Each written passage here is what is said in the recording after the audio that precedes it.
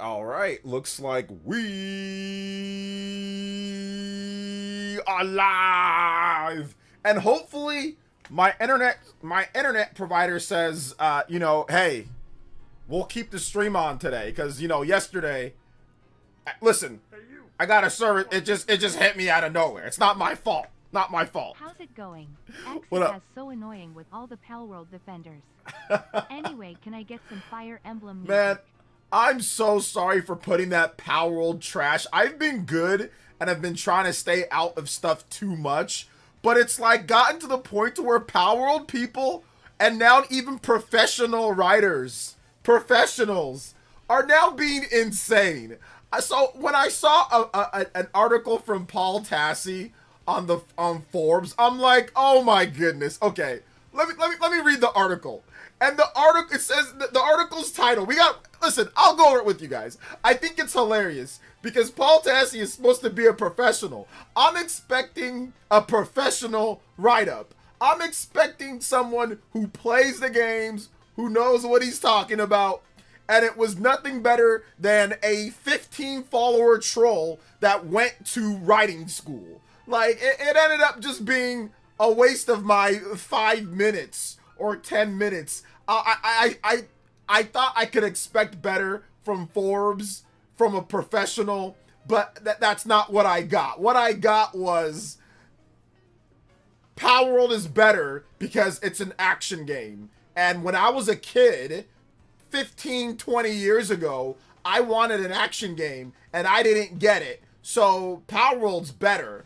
That was literally, there was not even a comparison. Power World is such a different game. I've played Power World. Obviously I played tons of Pokemon. It's such a different game. But if you're gonna say it's better from a professional writer, from a professional outlet, I expected a little bit of a compare and contrast, actually detailing what, and it was not that. It was so bare bones, and it was so dry. It's embarrassing, Paul, as a high paid Forbes writer, to put out that type of article. But what would you expect in today's day? And then you have other journalists like what's his face, Jez Corden, saying, "Oh, based." I digress. You should trust nobody, okay? Don't trust anybody online. Just trust me. Don't trust anybody but me when it comes to, and like maybe Spawnwave. You shouldn't trust anybody else. Everybody is just crazy or clickbaiting. It's pretty funny. It's pretty funny. But yeah, sorry for dragging some of you guys into that on Twitter today. My bad. I didn't mean to do that. I will refrain. These people that, like, Power World people have completely lost it. I think Pokemon people have lost it. And we've called out Pokemon people when we need to. But these Power World people have lost it at this point. I think it's the lawsuit. It's the graphics. It's just them not like, it's the hate versus turn-based games. It's like a combination of these things. Let's see here. Fire Emblem music. So I'm sorry about that, Justin. Like I said, I will try to refrain from that in the future. Let me get some Fortune's Weave music. Thank you for the $3 dono, Justin. I appreciate that. Happy Wednesday to all. I'm gonna go over shout outs too. So if you're here in the chat, I'll say hi to everybody here. So don't worry. We will say what up to everybody. Sorry for my little rant. Like I said, but I'm actually legitimately sorry for dragging some of you guys into that. And then, of course, like I said, I'll tell you, anytime you talk to somebody who does not like Nintendo, if you disagree with them, it's ultimately going to end up with, like, and I'm not going to, I'm not saying this because it's wrong, and I don't care what you guys are into, but it's going to end up with them saying some type of, like, gay fantasy. It always ends up that way. Them just going in a completely... and talking about a kids game, by the way, too. And they're talking about a game that's built for kids. And it always ends up that way.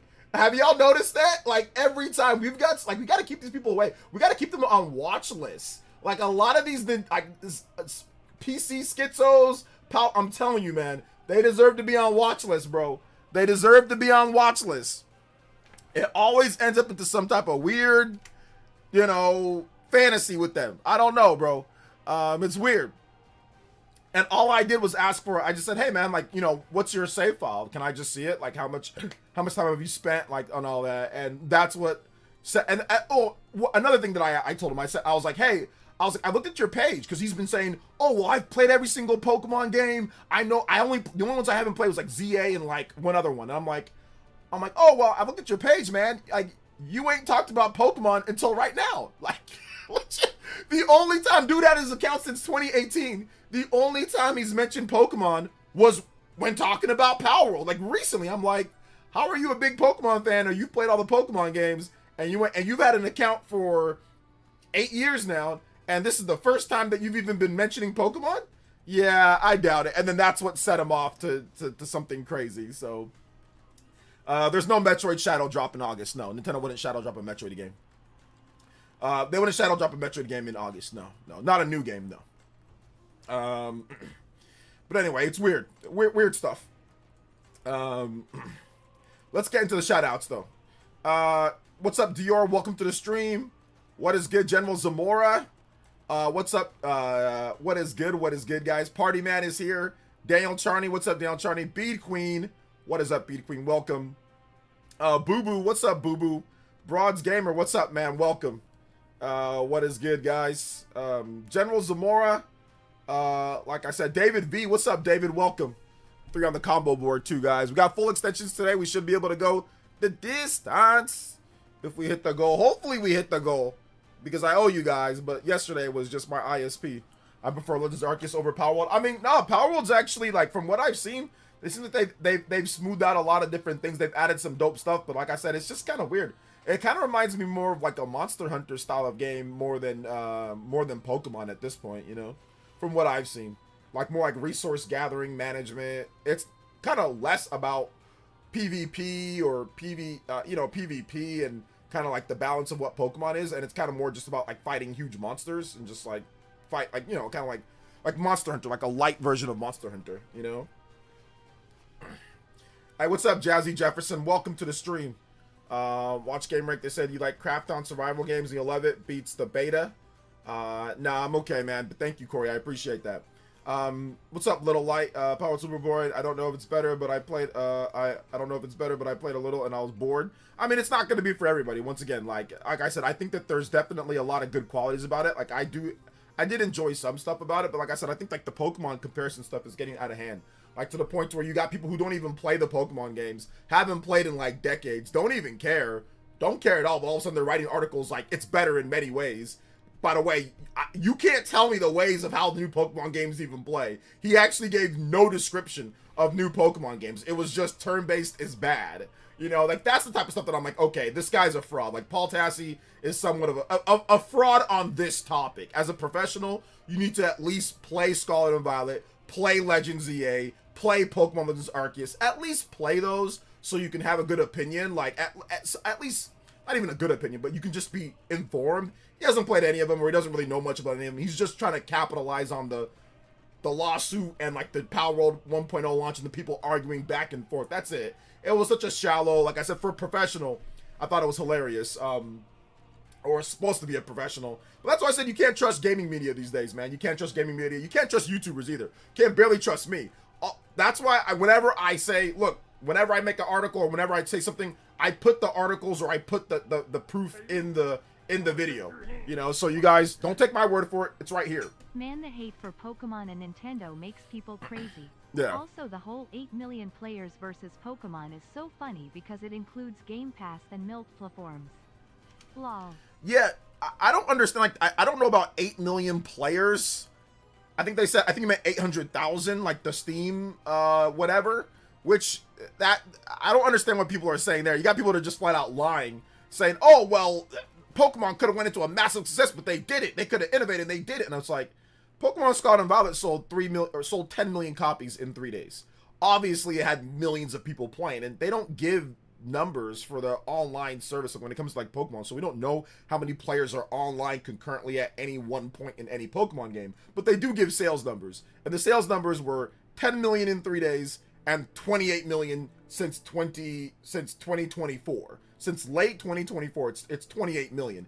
It's significantly more popular than Power World has ever been. Let's just keep it, there's no point where Palworld was more popular than Pokemon Scarlet and Violet. But you got people lying on Twitter about it, like multiple posts of Palworld fans, you know, lying and making up stats and saying, oh, well, look at the numbers here for like this. That means it's not as popular. I'm like, bro, what? So you just got people lying, acting weird, you know, just acting real weird, you know. So, and no, I do not like Souls games. I never said I like Souls games at all. I do not. We're gonna talk about the Duskbloods though, because it's information. So, LJ, how you doing? I'm going to try Palworld again with this new update. I haven't touched it in a year. Plus, got to finish FF7 Rebirth. Yeah, right. But you liked Palworld. If you liked Palworld before, you'll like Palworld now. Like, it's even better now. So I think you'll like it more. You know. So I know everyone trusted me with the Fire Emblem 4 remake. I'm sorry, guys. I'm sorry. I let you down on that one. Let's see. The physical version of Capcom Arcade Stadium just came in. Nice. Good stuff. Good stuff. Play any Pokemon Game Pass DS, unlike most talking about online. Yeah, like people just lie online. So they went to rip off Monster Hunter instead of this time. Yeah, it's like Monster Hunter because like you fight bosses like in that type of way, right? It's set up in like where it's free flowing combat. You have your your hunter or your but you also have your pal, right? So it's kind of like a combination of like like a Monster Tamer game, but also like a Monster Hunter game. It's like a mix between the two. It's really more like that than it is anything like Pokemon. I mean, there is definitely some similarities with Pokemon. But it's kind of more aesthetically, and it's kind of more just like some of the vibe. It's not actually in the execution, you know. The execution is a very different type of game, you know.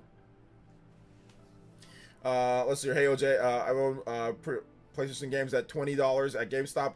Godfall, Avengers, Need for Speed games, save $32. Games look good. Hey, there you go.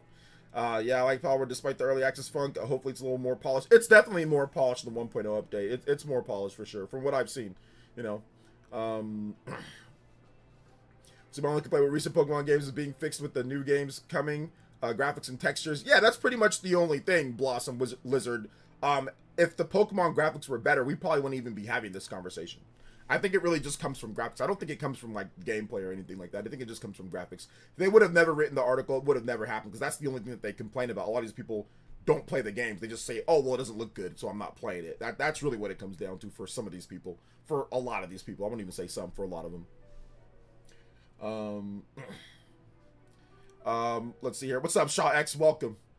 You know, OJ, y'all know OJ is a fraud. Fire Emblem 4 ain't coming, Jake. Bro, I'm telling you, I had information that it was coming. I'm sorry that I let you guys down on Fire Emblem 4 remake. Shout out to Justin, though, increasing his Hokage lead to 6. Anybody does 6 or more, you can beat out Justin on the Hokage board. 3 to time up or beat him out on the Ninja board. Yo, thank you. Jewel board still open as well. So, let's see here. We need another Monster Rancher game. Do we need I haven't played a Monster Rancher game in a hot minute. I don't even remember the Monster Rancher game I played. Sorry, I only trust Nintendo Land. Cannot wait for Mario Titans. Okay, yeah, there you go. Only trust Nintendo Land. There you go. Only trust him. Only trust him on that one, man. What's up, OJ? Net Impact, OJ? What's up? What's with Net Impact? I don't here to follow up on you on that. Yeah, man. Net Impact's not very good, brother. I tested it out. I think the game has no users at all. Yeah, that game's it's not very good. It's not very good. I wanted it to be good, but they ended up just messing it up, like with weird combo strings and stuff like that. Oh man, they messed it up, bro. They messed it up. They messed it up. What's up, the Great Wild? Welcome to the stream. How you doing today? Big love, big love. Welcome, Kamish. Welcome. Yeah, Monster Hunter / survival style of game. So that's kind of how the game is. Oh man, shout out to everybody here. Make sure you guys hit that like button if you have not hit that like button yet. Yo, thank you so much to Zombie Tech Pad with the Twitch Prime subscription. I appreciate that. Thank you so much for the Twitch Prime. Yo, let's go. 3 months. So yeah, if you guys got Amazon Prime, you can always support your boy over there on Twitch with the Twitch Prime. Appreciate that. Let's go. All right, let's see. Oh no, I copped the limited edition on sale. Okay, well no, yeah, you can buy it on sale. Like, it's got an offline mode. It's got, you know, story mode and all that. But I mean, like, I don't really have any real follow up to it just because I played the demo and yeah, it's just, It's all right, but it's not what I thought it would be. I thought it would be better, and it's not. I think like the 3-on-3 mechanic is okay, but I think they should have done a 1-on-1 fighting game, or maybe even like 2-on-2. I don't know if they should have done 3-on-3. I think that was a bit too much. Justin with another 3.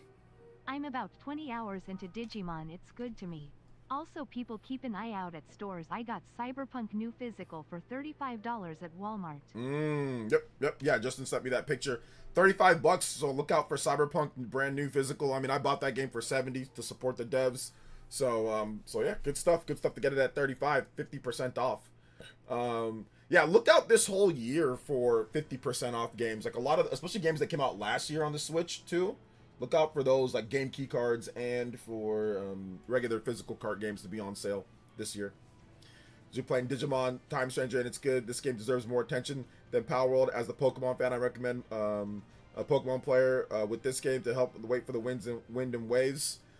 Like I said before, like a lot of the people that are talking about when it comes to Power World, it's because of the lawsuit and graphics. It's not because of making a better Pokemon game or not. Otherwise, they would have bought Pokemon, or they would have bought Digimon way more than they did, but they just ignored Digimon. A lot of them did, so that's kind of what happened there. But yeah, I mean, obviously, if you're someone that just has a Nintendo system or maybe you just skipped it beforehand, check out Digimon. The portable play is really good on there, Video was good today. Castlevania looks awesome. Thank you, I appreciate that. We got another video coming out. As soon as this stream ends, I got a new video for you guys. Kind of like, I'm kind of trying to set it up to where like my face cam videos or the ending videos for the day after my live stream. So I got another face cam video, kind of a ranty type situation, talking about the game industry and it imploding. So those are gonna be kind of more of the spicy videos.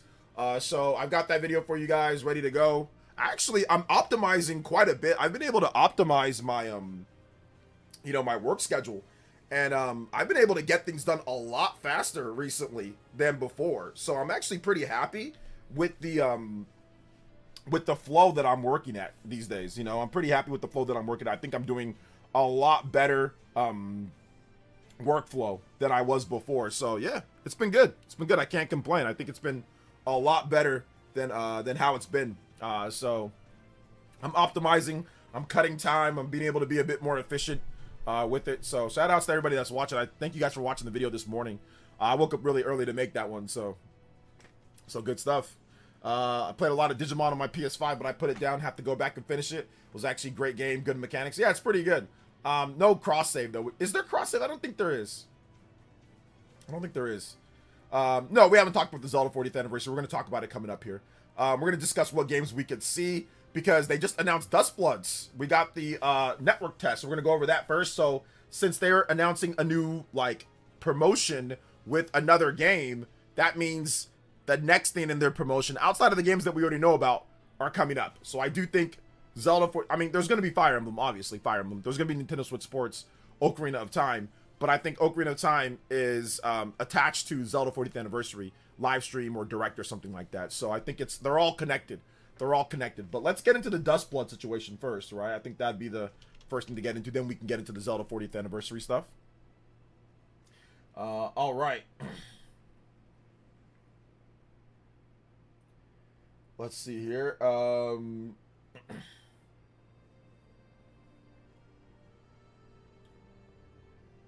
All right, so the Duskbloods, we've got, actually, let me go to my bookmarks. I think I have the actual page in my bookmark here. Okay, so yeah, we can go over everything. All right, we're gonna go to the Americas, United States, English. Okay, so here is the stuff for the Duskbloods, okay, guys? Here's the stuff for the Duskbloods. The network test, the official, this is it, guys. The official network test version, August 21st through August 23rd. That is going to be the network test. The application period, starting on July 22nd, Wednesday, at 7 a.m. PDT, until July 28th, Tuesday, at 6:59 a.m. PDT.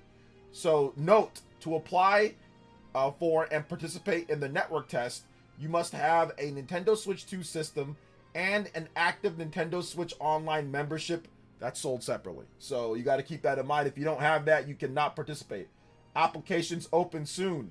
Now, the network test involves using a pre-release version of the game to test performance prior to the commencement of service. We plan to conduct large-scale network load tests to check different technical aspects of the game's online systems. We look forward to you taking part and helping to make the Duskbloods as good as it can be. Here's an overview. The primary goals of the network test for the Duskbloods are as follows. Let's see here. Game server load test. We will connect large number of players. We will connect large numbers of players simultaneously to verify gameplay while putting a load on the game server. Multiplayer test. We will test for various problems that may occur when multiple people play together in different network environments and various phenomena that may occur by having many users participate. Game balance test. When real players test the game together, the developers can gather data about how well the game is balanced. Gameplay. The network test for the Duskbloods allows for up to 8 players to participate together in each of the multiplayer matches while the game is still in development. We ask for your understanding that bugs may occur during gameplay. Alright, so here's the schedule. What's up, guys? Here is the schedule. We've got application period starting July 22nd, Wednesday at 7 a.m. PDT until July 28th, Tuesday at 6:59 a.m. PDT. That's the application. Selection announcement August 7th, Friday at 6 a.m. PDT, so you'll know if you got in by then. And then here's the schedule of when you can actually play from August 21st. So they're going to have a few different periods of about 4 hours each. Yeah, 4 hours per period, and they're going to have 1, 2, 3, 4, 5 separate ones over the course of those 2 days. So 2 on August 21st, only 1 on August 22nd, and then 2 on August 23rd. 3 a.m. Oh my goodness. I'm going to have to wake up early if I want to get in on that. So there you go. That's that. Session dates and times may change or be canceled without notice, so keep that in mind. Okay, how to apply. Navigate to the application page on this website during the application period. A Nintendo account is required to sign up. Don't have an account, you can visit there.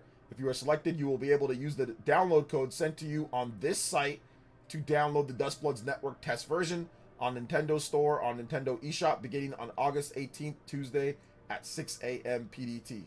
So there you go. Do they have an FAQ? All right, so there's some other FAQ stuff, so maybe I'll cover that in a video. So I'm just gonna go ahead and go back here. I'm doing good today. What's up, guys? Welcome. Doing good, Ninmar. How are you? What's up, Superpower Man? Welcome. Is it time for Western publisher studios to consider buying bad back stocks and going private to preserve the integrity of game development? I'm not sure. That's a loaded question. I'd have to think about that. Not really sure. I'm thinking of Duskbloods will be an October release. In October, yeah, October seems the most likely for the Duskbloods to be released. October. That seems early October because Nintendo Switch Sports Resort comes out in late October. So I'm guessing it's going to be an early October game.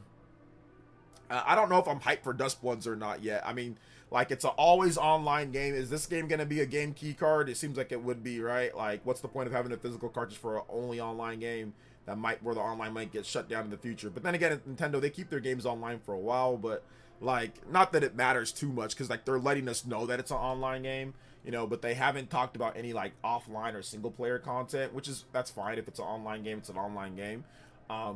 But yeah, I'm wondering how it's gonna play. I'm wondering if there's gonna be events. Like, are you just seeking out other people the whole time? I'm wondering what's the gameplay loop with this game. That's gonna be the most interesting thing. Like, what's the gameplay loop? How do they keep it interesting? Is it you just hunting out for other people the whole time? Like, can you team up with other people? Can you be like 4-on-4? Like, I need to know. Or can it be like 2v2v2v2? Like, how is it gonna work? You know, like they haven't shown too much of anything with this game, so I'm looking forward to it. I'm looking forward to seeing how it works.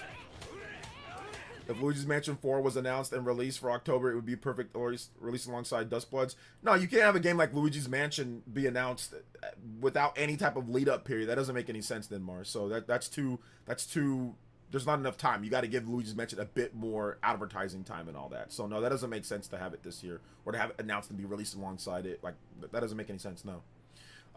Let's hear Kevin Young with the $9.99 and says, thanks for all you do. The video game landscape is changing. I have a PS5, Switch 2, Xbox Series X. At 53 years old, I spent my money wisely, especially now with physical game controversy. Keep it real. Thank you. Yo, shout outs to Kevin Young. My man always staying forever young, whether you're 53 or you're 33 or you're 23 or you're 13 like Ninmar. It does not matter. I appreciate you guys coming out to the stream. Thank you so much. And thank you for the big $10 dono, man. And yeah, man, keep those physical games tight.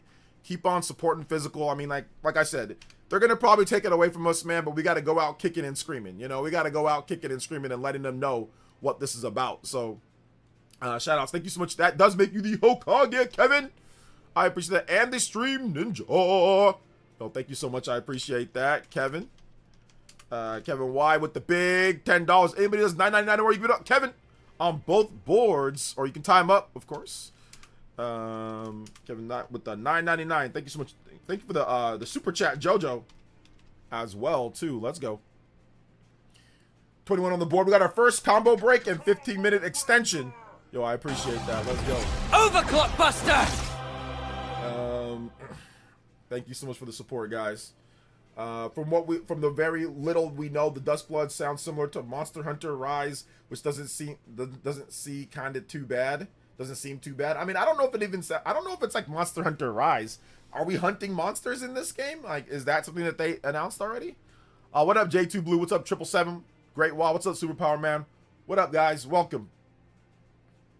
What's up, Broads Gamer? What's up, Style Boys? Doing this just to finish good work, heading home. Hey, what's up, Style Boys? Good to see you here, brother.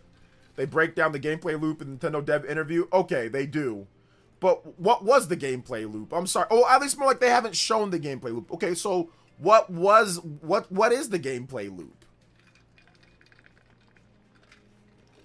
I know they didn't show anything though, right? What's up, Astral's off the chain? What's up, General Zamora?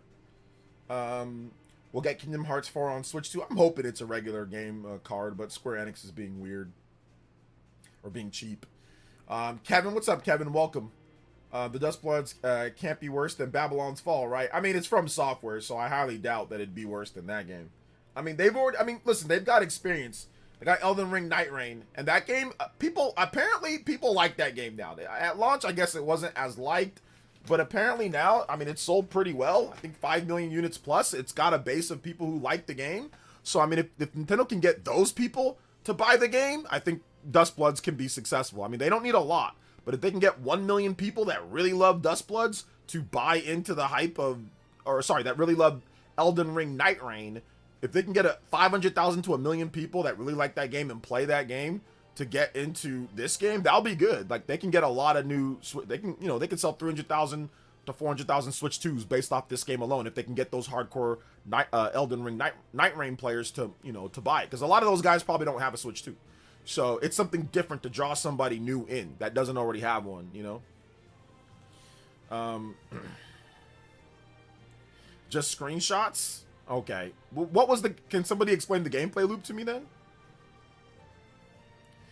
More like Elden Ring, Night Rain, but no circle closing in, I think. Does Elden Ring Night Rain have a circle closing in? I've never played Elden Ring Night Rain. I don't know the mechanics of all that. Like, I haven't even watched people play it. I think I've seen like a clip on Twitter and like a gameplay trailer, and that's it. I don't know how that game works. So, so you guys can let me know about that too. Let's see here. And Kevin, if you want a video game check, let me know and I got you. You don't got to donate again. Just put it in the chat and I got you, man. Yo, what up, Zen G? Welcome. How you doing today? It might be similar to Elden Ring Night Rain, but without the... Okay, I already read that. My bad. Hey, what up, King Tree Freak? Welcome to the stream. What's up, Skate? Thoughts on Octopath 2 Switch 2 editions having no upgrade path or save transfer? Yeah, I already talked about that in my videos, so if you watch my videos. But yeah, it sucks. Like, it's not good. So, but I discussed that in my news updates videos. So if you want to hear more about that, because like we already discussed that like on that day, but yeah, it sucks. I don't know if I want to buy the game. But yeah, watch my vids and I always discuss all the different RPG news in my videos. So if you ever want to know what I think about that type of stuff, then it's always there. But yeah, we discussed it on the live stream and we discussed it, in my video. So But yeah, don't like it. Sucks. Pretty much. There's nothing else to say. It's not good. Let's see here. I might be. No, it's all good, Skate. I know you're busy. You got work and stuff like that. It's just like we already went over it for a while though, so it's kind of like old at this point. I'm having an Oreo milkshake. You're having an Oreo milkshake. Okay, sounds good, I guess. I can't drink Oreo milkshakes, or I can't eat them. They make me all gassy and stuff. So, so that's my issue. But I'm glad that you can have it, though. I'm glad that you can have it. Shout out to Deported Sicilian with the $5 dono, and says there are no benefits to being owned by Microsoft. Good work is not going to save your job at this company. One of the laid off Doom devs. There's no benefits to be. I think that's pretty much true at this point. There really is no benefit to being owned by Microsoft. And if there is a benefit, it will evaporate as soon as you don't produce whatever results that they put you in a bad spot to be in. So that is correct. Microsoft is a terrible video game company. I mean, like, we can call a spade now at this point. Like, I don't care how many people get mad or whatever. Like, Microsoft's a terrible video game company. They are. They just are. They're not good. I mean, Sony is not much better, but they're better, but not much better. But Microsoft in particular is a terrible video game company. They're awful. And not only are they awful in that sense, they're awful in another sense that they're somewhat hiding a lot of, not hiding, but they are basically, they corporate PR'd how many layoffs there were, because if you watch Jason Schreier's new video, they also said we're reducing 50% vendor spend. Well, they got a lot of people that work full-time as vendors, so I guess, yeah, they're not official Microsoft employees, but they're employed through Microsoft, and 50%, so they cut 50% of those people, so it's actually well more than 3,000 plus. Like, it's more on top of that. But Microsoft's corpo speak, you know, Asha Sharma and their corpo speak essentially made it seem like it was just that many, and they reduced the other layoffs to vendor spend, that their vendors spend. But another thing that's a problem, and I'll get that next dono in just a bit, but another thing that's a problem with Asha Sharma and with this company is that they flip-flop all the time. They flip-flop back and forth, flip-flopping like a pancake, you know? So that's another problem. Let's see here. Cronenberg with the $2 says, do you think we'll get a trailer on sign-up day? Maybe we could get something on sign-up day, yeah, that shows like, hey, go sign up for the beta or for the network test or something like that. Square is missing a lot of opportunities. They really are. Looking forward to Splatoon Raiders and Fire Emblem. I plan on finishing Elliot before Splatoon. Nice, get that done. Splatoon's coming out next week, so that should be fun.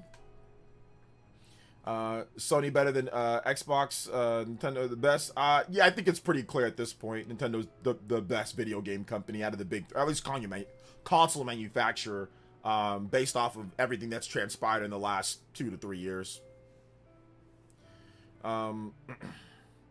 Let's see here.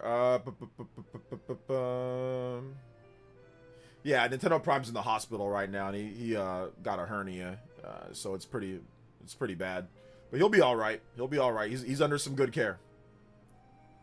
What made the stream stop after the bad internet yesterday? That's what happened. My ISP, we had an outage in my area, so it was out for about an hour and a half or so. So I decided that it probably wouldn't be the best idea for me to come back after that because it would have been too late. So I just uploaded the video that we had, so you guys got a chance to see the video, you know, that I was waiting for the end of the stream. You guys just watched that early, so I felt that was the best thing to do. And yeah, the video did good yesterday, and it's continuing to do good. So, all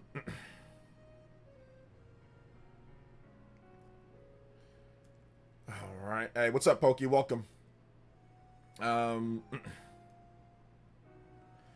you have any milkshakes? I mean, I can if I want to drink them, but they're gonna make me gassy and, like, you know. So I don't drink milkshakes. I don't drink milk. I don't eat dairy products. I don't eat anything dairy. So yes, battle royale style, but it restarts 2 times for big bosses fights in the for each night. Oh, okay, that's how that works. Ah, so interesting. But yeah, there's really no benefit to being owned by Microsoft at this point. I mean, there was, but it's gone. With Phil Spencer gone, it's now gone. And they were making cuts anyway, so there is no benefit.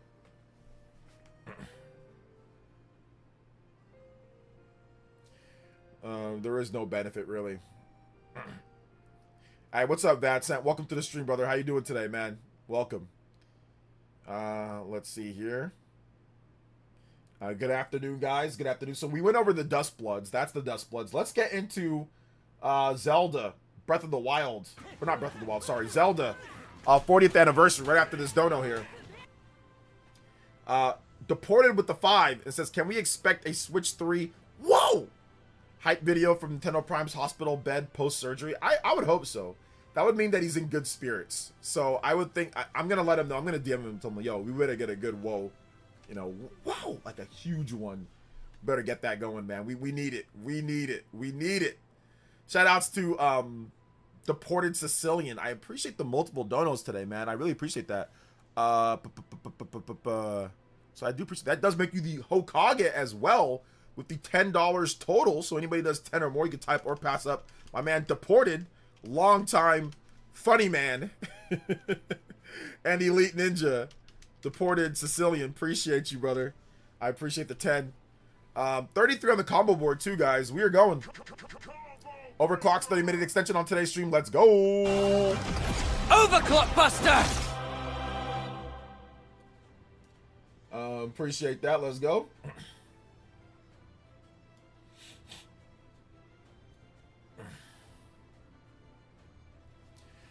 Breath of the Wild remake 2047 might be possible, maybe. But yeah, Zelda 40th anniversary. I think there's a couple different possibilities for this. I've talked about it in my live streams before. I've talked about it on my videos, but I think that they can do a couple different things. They can do a separate video by itself, just saying, hey, this is the 40th anniversary. We've got some announcements like, hey, this is Miyamoto speaking, or hey, this is Aonuma with the shirt. This is Aonuma. We have a Zelda 40th anniversary direct in 5 minutes right now. Go watch it. They can do that like they did with Star Fox, which I don't think they're gonna do. But I think they're gonna announce it. Or they can take that Zelda 40th anniversary and they can jam it into a Nintendo Direct like they did with last year's Mario 40th, where they took the Mario, you know, all the announcements and jammed it into a Nintendo Direct. They made the Nintendo Direct really long because of that. They can do that with Zelda, and I think people would be a bit more excited for this one compared to last year's, because we know that we have Ocarina of Time remake, right? So I think people would be like, okay, cool. Maybe we're getting Twilight Princess. Maybe we're getting Wind Waker. You know, so there's all those are possibilities for it. So we'll see. Well, Twilight Princess has been a rumor since before Nash Weedle was even posting, so you don't have to take his word for it. It's been a rumor for a long time now at this point. It's been a rumor for a very long time. So is Wind Waker, you know? I think we'll get a movie trailer for Ocarina.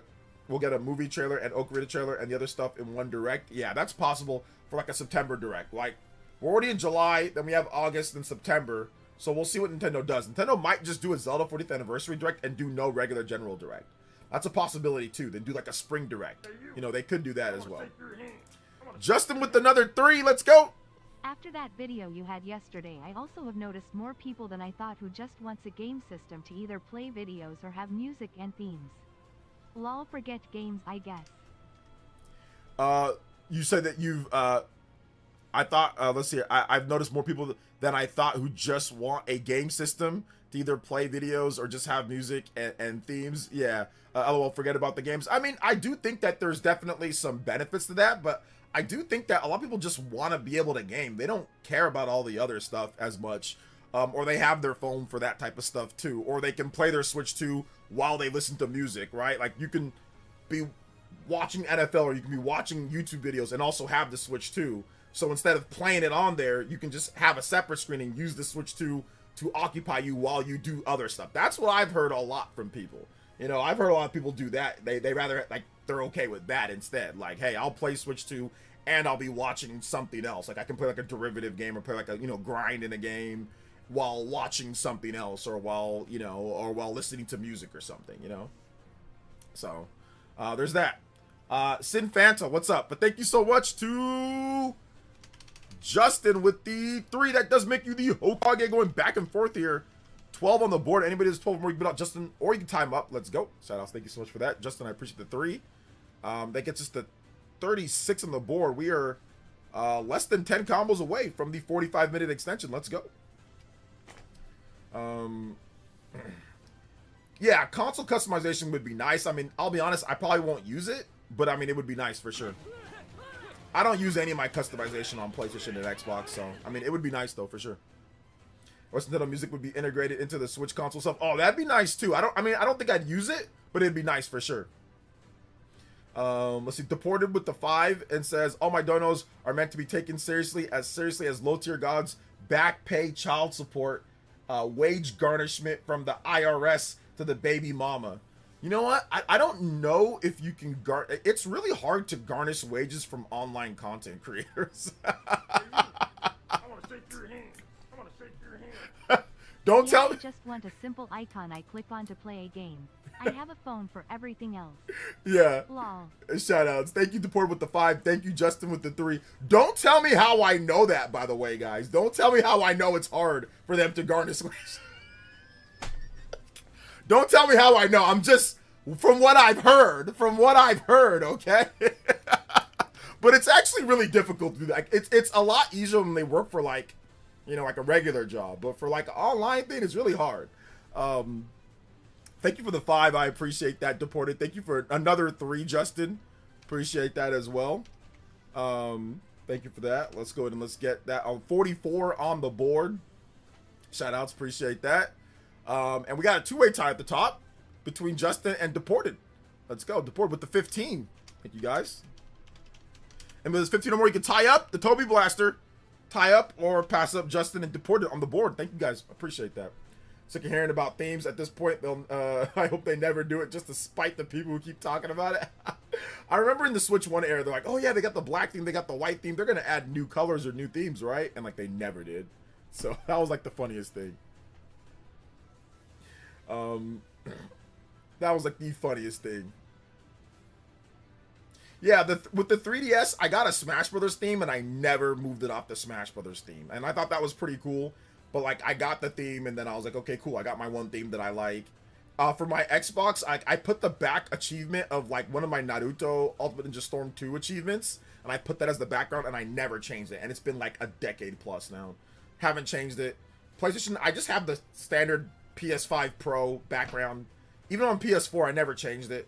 Maybe I tested out one. I think I maybe changed it 1 or 2 times. But like, yeah, I don't spend my time fidgeting with backgrounds and like customization. Like that's weird. For me at least. Like I don't care. I think I even have the standard background on my phone, even though it's not connected. Let me see. Yeah, it's the standard. I have the standard background on my empty phone that has no service. So, so I have the standard background on that. I guess I'm just old. When I was younger, maybe I liked that type of stuff, but when I'm old now, I don't care. The Duskbloods gets beta, but yeah, options are good though, guys. We like options around here. We like options. I like to have the option. I can be basic. I can be a basic Betty while you guys customize. I do think that they should add those. I mean, I don't know if they're going to, but I do think that they should. If Duskbloods beta goes great, I'll super change those Switch 2 sales before September, I think.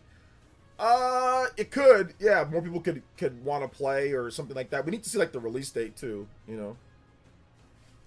We got to see the release date. Shout outs to you guys. Thank you guys for the support once again. Combo breaks. 1 combo away from the 45-minute extension. Let's go. Appreciate that. I'm so old I remember when ringback tones were a big deal. Yeah, the Chameleonaire or whatever. He made like a bunch of money off those. Yeah. They see me rolling or whatever. Or the riding, the hating. Oh, man. I wouldn't be surprised if there are Duskbloods previews right before the beta test. Duskbloods previews. Yeah, maybe. Maybe. We'll see. Did you see that Kai's voice in Fire Emblem is Zeno Robinson? Ever heard of him? I have heard of him, and yeah, I did see that. Let's see here. Jumpmon, what's up, Jumpmon? Welcome. What's up, Dane?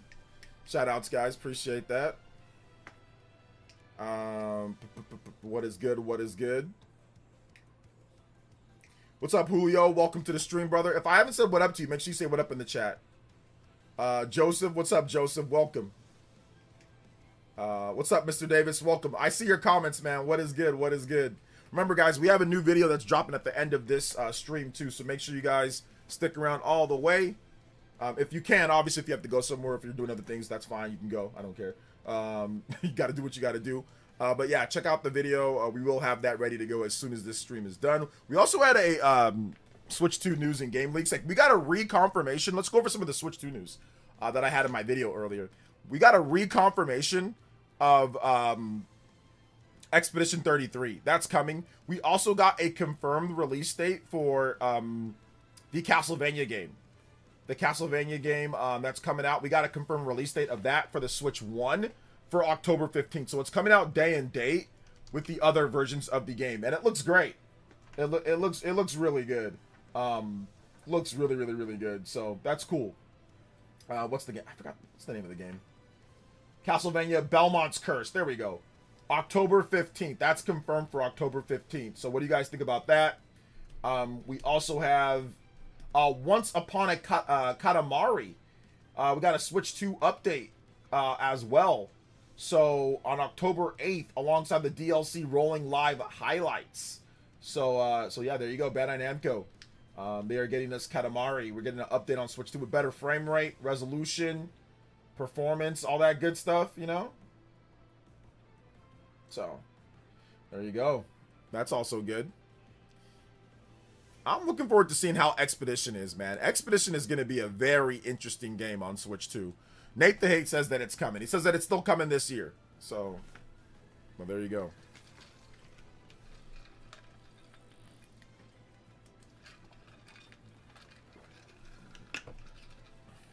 We don't know when Expedition 33 is coming. Nate hasn't said the date. We don't know the date yet, but it's coming. It's coming this year, apparently. Or at least it'll be announced this year. Just got an email from Walmart to verify my address for Splatoon next week. Can't wait. Nice, let's go. Yeah, I got mine on Walmart. So, or no, Amazon. Yeah, I got mine on Amazon. So, pretty cool. Let's see. So, would the game show up at a partner direct or maybe a September direct? I mean, it could be either one. They could have a partner direct. I mean, they could have a partner direct before the regular direct, and it could be at that one. I mean, the last partner direct was in February, so I mean, they could have another one coming up here. It's been, you know, it's been some time now, right? So yeah, we could see that coming up. But they might not have a partner direct. They might just have the September direct. So we don't know. OJ, we doing a Splatoon party night on launch day? Probably not launch day. No, probably not launch day. I'll probably just play it myself, and then maybe we'll do it at some other point, but probably not launch day. Nah. I don't really feel, like I said, I don't like multiplayer. I think I've told you guys before, I'm not a huge fan of multiplayer, even if it's cooperative. I'm not, and like whenever I play a game, I'd rather like actually just play the game myself, and then if I feel like playing multiplayer at some point, then I'll play multiplayer. But I'm kind of like, I've gotten less and less into multiplayer as time goes on. But like when a new game comes out like Splatoon Raiders, like sure, it's built for multiplayer. It's got that, but it's really more of a single player game. Like you can play it completely single player. So I kind of want to just play and kind of get the grips like with the gameplay and like upgrade and stuff. And then when I feel like it, we'll probably do something. But like launch day, no, like no, I ain't doing all that. Like that just makes things not as fun for me at least. But like I said, yeah, we will probably have some like multiplayer launch night or multiplayer gameplay night with that game. I want to try it out multiplayer, especially if I'm going to review the game. You know, got to do the multiplayer. Switch 2 has had so many games. It's actually unreal. I feel like some people understate how insane the third-party support is. I mean, maybe some people do, but like the proof is in the pudding. The system is selling the best right now. The third-party games are selling decently enough. If you go on Amazon right now, because of the $50 off of the Choose Your Game bundle, that's $500. Now it's down to $450. So it's the same price as the regular bundle, or as the regular thing. It's bumped up to #1 for new releases, and it's like a top 5 in terms of sellers. So people are buying it. So I mean, people can say what they want online, but you can also look at proof that's in the pudding. You know, like what are people actually buying? So people can say one thing online, but then you can actually see the results yourself. You know, when it comes to the actual sales numbers and stuff. You know.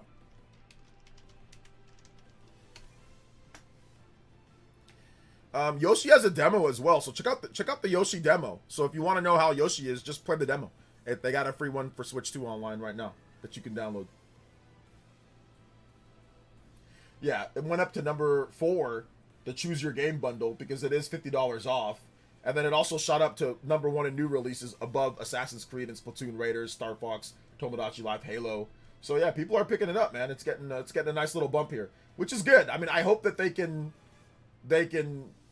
reduce the price as much as possible before the price increase. So if you can get the choose your game bundle right now, like go ahead and pick that up, because it's better. It's better that way.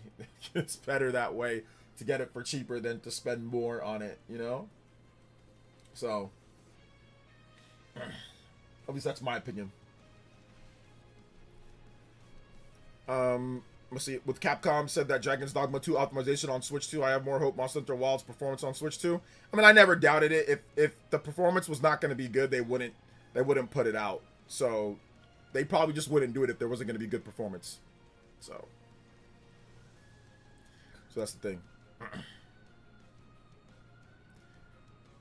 Let's see. I forgot. It's just the console by itself going up in price, or both. I don't know what they haven't said anything about the choose your game bundle. So they said the only thing that I do know about it is they said while supplies last. So is there a certain amount of them and it's going to be the same price as the regular one? So you might as well get the choose your game bundle. Like, I don't know. They didn't say anything about the choose your game bundle going up in price. So it could go up or it could stay the same. And while it's there, you can get it. But when it runs out, it runs out. And then maybe they'll have a new bundle. I'm guessing they're going to do either Zelda bundle with Ocarina of Time, or they're going to do a Nintendo Switch Sports Resort bundle. Like, in Japan, they have a Splatoon bundle. It's not really new. Like, when it comes to the system itself, it's the same system. The black Joy-Cons with the red and blue. But it comes with Splatoon Raiders digital. So I think that's going to be a little bit of a bump in Japan for this upcoming week. So we're going to see that. But I think Zelda's going to get some type of special edition Switch 2 system this year. I think the price goes up. Already read that. Let's see here. Rhythm Heaven Groove. That's a great game. We played it I think we played it like on launch day, right? Or like, we played it a little bit ago. It was good. A couple weeks ago. Let's see here. Put a Splatoon spinoff, so I'm going to play Splatoon Raiders, Corey. Splatoon Raiders.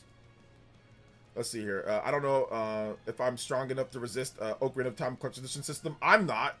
I'm definitely not. I'm definitely not strong enough. Like if it sucks, if it's just like the game in like with the same black and white Joy-Con, or black and or black system with red and blue, then yeah, I can resist that. I mean, like, I resisted the Zelda Wind Waker HD bundle for the Wii U back in the day. I resisted that, and that they decorated the gamepad, but the system itself I don't think had anything special, right? So if they do something kind of like minimalist or lame, then yeah, I can resist that. But I mean, if they do like a special edition controller, and if they do like a special edition system, it's going to be hard for me not to. I like Zelda special editions. I have a lot of the Zelda special editions, so it's going to be hard for me to resist that one.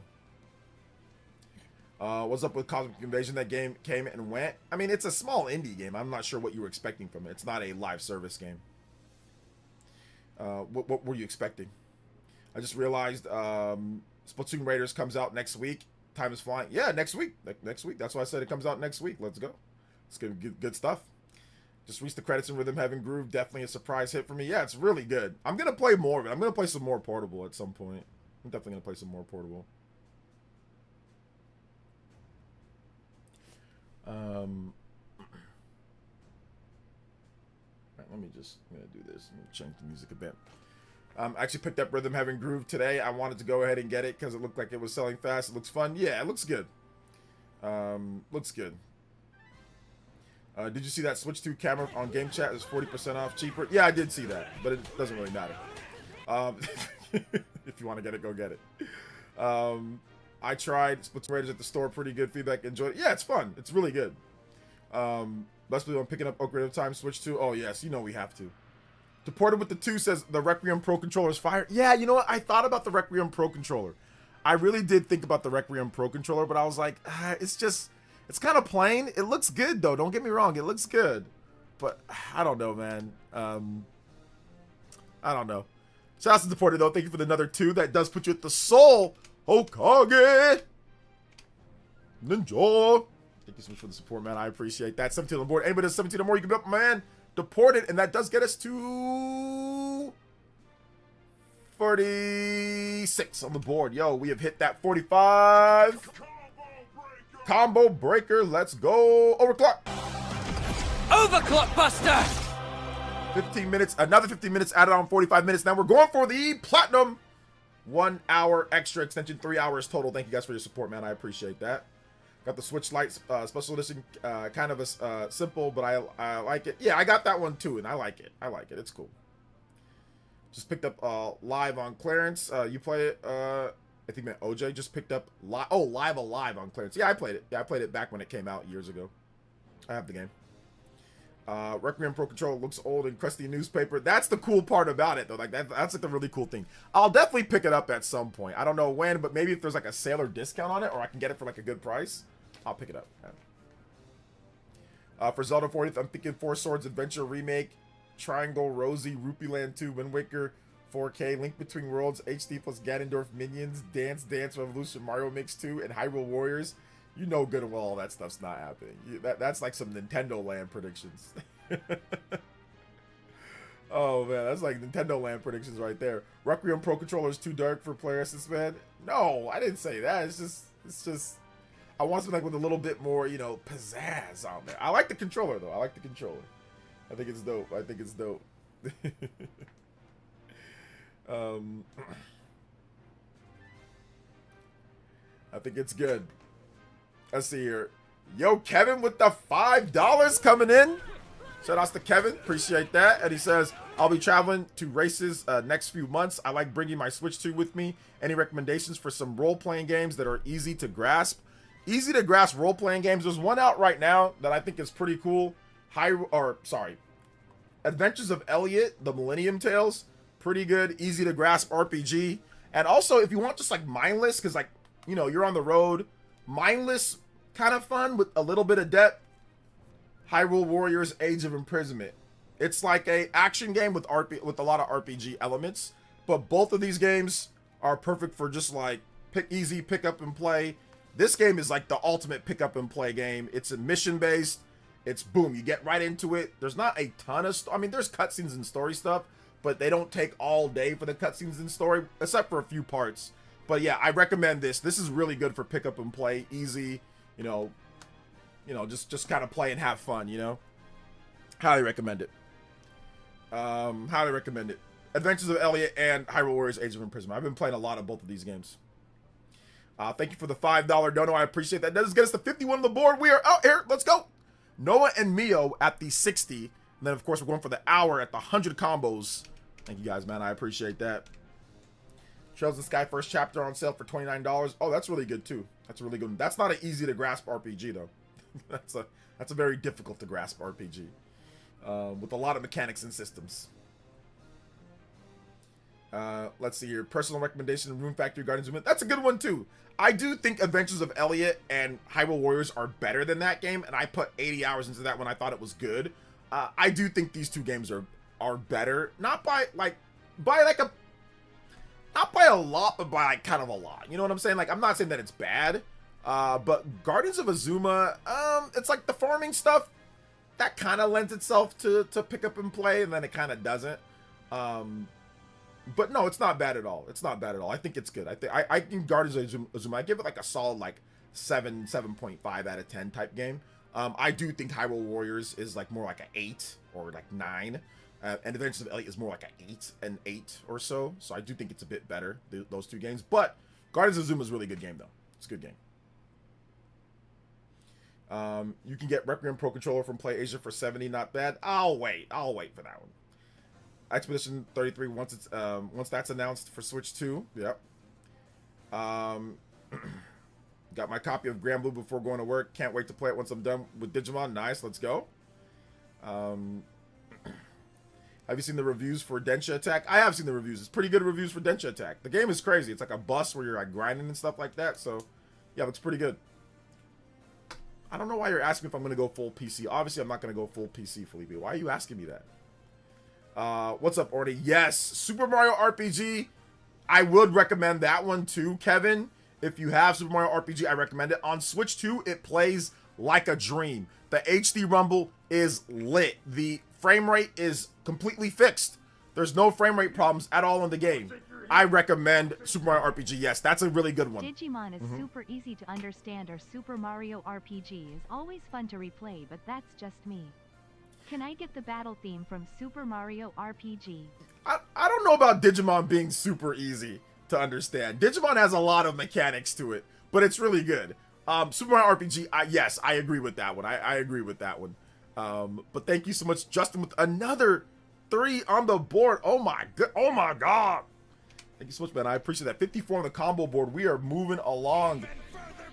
Thank you so much, man. I appreciate that. And that does get you at back of the board, a back and forth with the 18 on the board. Thank you so much, man. I appreciate that. Justin, Soho Kage. Anybody that's 18 or more, you can beat him out or tie him up. Appreciate that, Justin. Shout out to you guys. I appreciate the support today. It's been awesome. Let me get your Super Mario RPG music, too. Super Mario RPG music. This is Party Man's theme from like when he was in like elementary school theme for Party Man. This is definitely Party Man's elementary school music right here. Here we go. This is Ninmar's music right now. Like this is this is his music right now. This is Ninmar's music right now. This is Party Man's music when he was in elementary. So this is my music when I was like in like first grade. This is Party Man's music when he was in like 4th grade. And this is Ninmar's music right now. Like when he walks out to Chipotle, this song plays.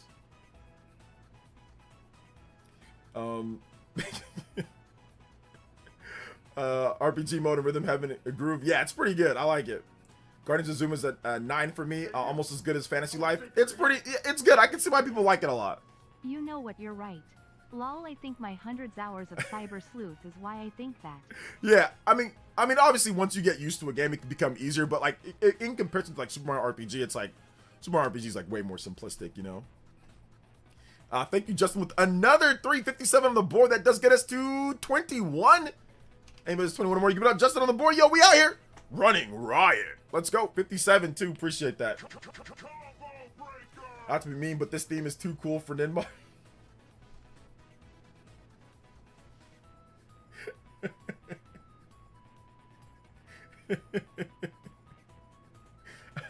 I think Ninmar looks like Mallow. That's what that's.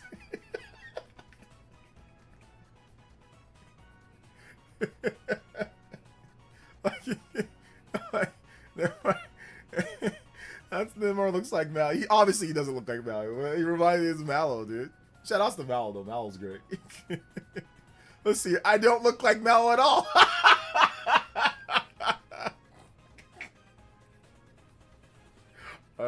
Let's see. I'm a little taller than I feel like.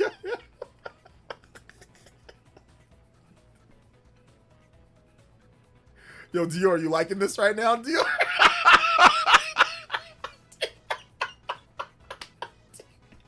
Dior might be molding right now, bro. Dior's molding.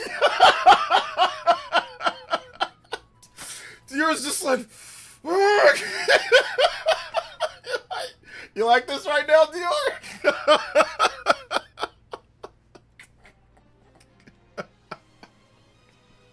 I'm sorry, bro. I'm sorry. I saw your tweets on Twitter. I'm like, I know, man. I'm sorry, brother. What can I do? I just gotta deal with it. Ah. Oh my gosh. Yo, what up? It's Bri Guy. Welcome to the stream, man. How you doing today? It is what it is. Oh my gosh. The salt mine. OJ, to be honest, the reason why I brought Guardians, especially early on, was I was looking for a game to play on my Switch too. Yeah, that's the reason why I bought it too. I just wanted an RPG to play on the Switch too. It's a fun game though. Like I said, I think it's like a solid 7, 7.5. Somebody here, who gave it a 9? I think somebody here gave it a 9. Yeah, I can see why it's like that high of a score. Like, it's not a bad game. It's actually really fun. You know, it's really fun.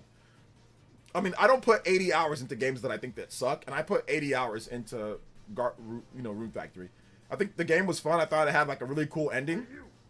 I want to shake your hand. Yeah. Just smile and wave.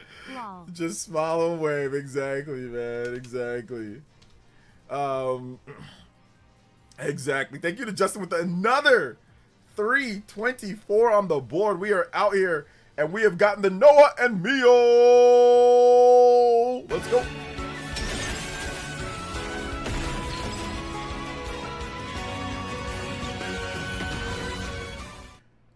Oh no, OJ, I said that the reason I bought it, you kept talking about it. Okay, I got you.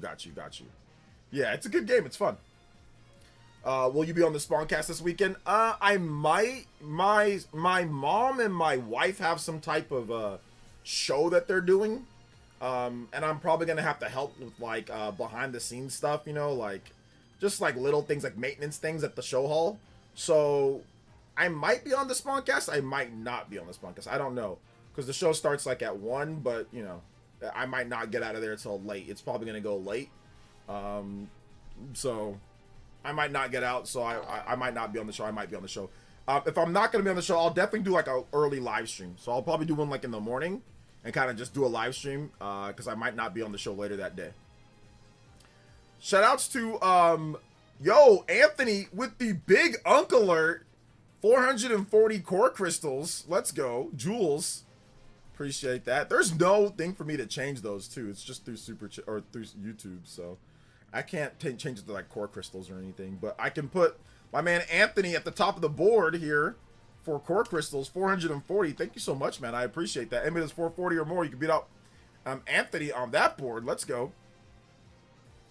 Deported with the 2.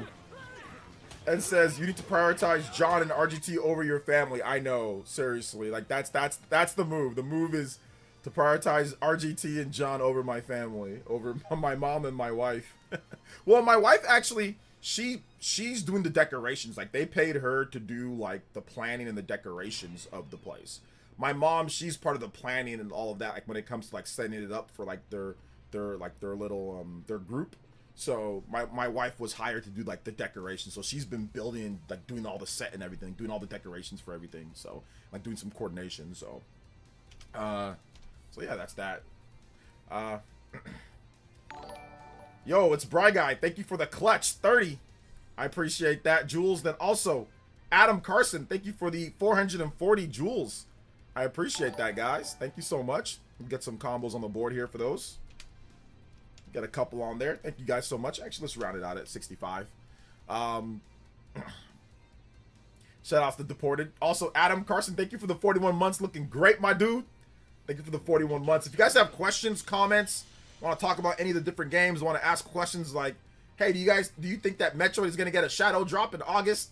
I'll answer them. I put 70 hours into Xeno 1 so far halfway through the month. What's the chance I beat Xeno 1 by the time that Xeno 2 comes out? I mean, if you huff it, you can, because we still got 2 weeks plus. So if you just only play Xeno 1, then yeah, you'll beat it by then. Metroid Direct in August. Yo, shadow drop of Metroid would be great. I don't think there's gonna be a shadow drop of Metroid. I don't think that's happening.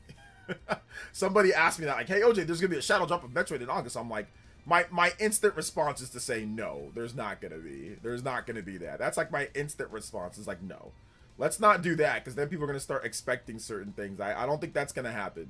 So let's not do that.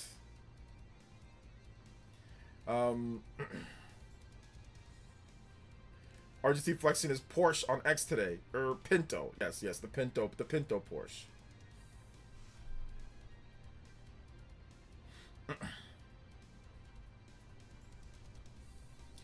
Metroid Direct in August. When I grow up, I want to be like OJ. When you grow up, Orty, how old are you? That's got to be a joke. Nintendo Forecast said Metroid Direct is possible. I don't know if he said it's possible. I don't think he meant it like, oh yeah, it's gonna happen. I don't know. I watched this video on it. I think he's just going over some stuff. Make sure to like and subscribe. Yes, sir. Actually, real quick shill section. Make sure to like, subscribe, and hit the notification bell if you can. That would really help out the channel. Also, guys, if you're here, if you like the videos, if you like everything, if you like the live streams, !member, lowercase. If you want to become an Elite Ninja, it's only $1. That's like the dollar menu from back in the day, and it supports the stream. That's my shill for today. I appreciate you guys coming through. Shout outs to everybody that supports. We got 450 plus elite ninjas here, so thank you guys so much. Get your emotes and your badges, all that good stuff. So that's my shill. Thank you for that shill spot. I still have the Elliot and Raiders over the next couple weeks, so I might get Xeno 2 a bit later. Yeah, I gotta get Xeno 2 day one, man. I gotta play that game and I gotta stream it. I gotta talk about that game right away. So I gotta talk about that game right away because, you know, it's Xeno. I gotta see what they did because that game was notoriously rough at launch, and I put a lot of time into the rough version of the game.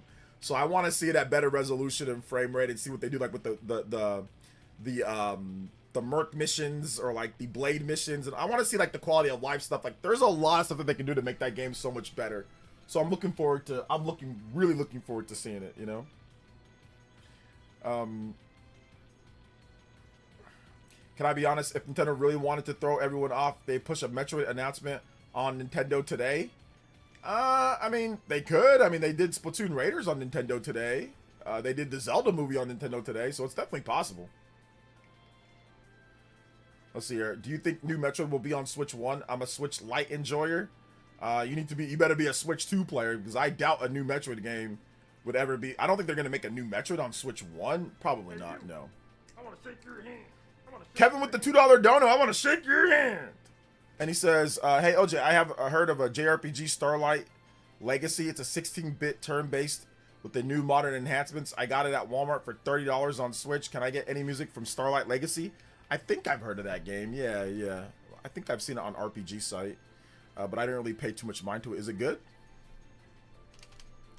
67 on the board. Thank you so much. I appreciate that, guys. Let's go. We are 33 combos away from the hour-long extension and platinum. Let's go. All right, let's see here. Starlight. That's Sean Starlight. Starlight Legacy. Xeno 2 update coming. Love that game. It's July 30th for the Xeno 2 update. July 30th. Oh yeah, it's like a little, looks like a little, okay, yeah, I've heard about this game.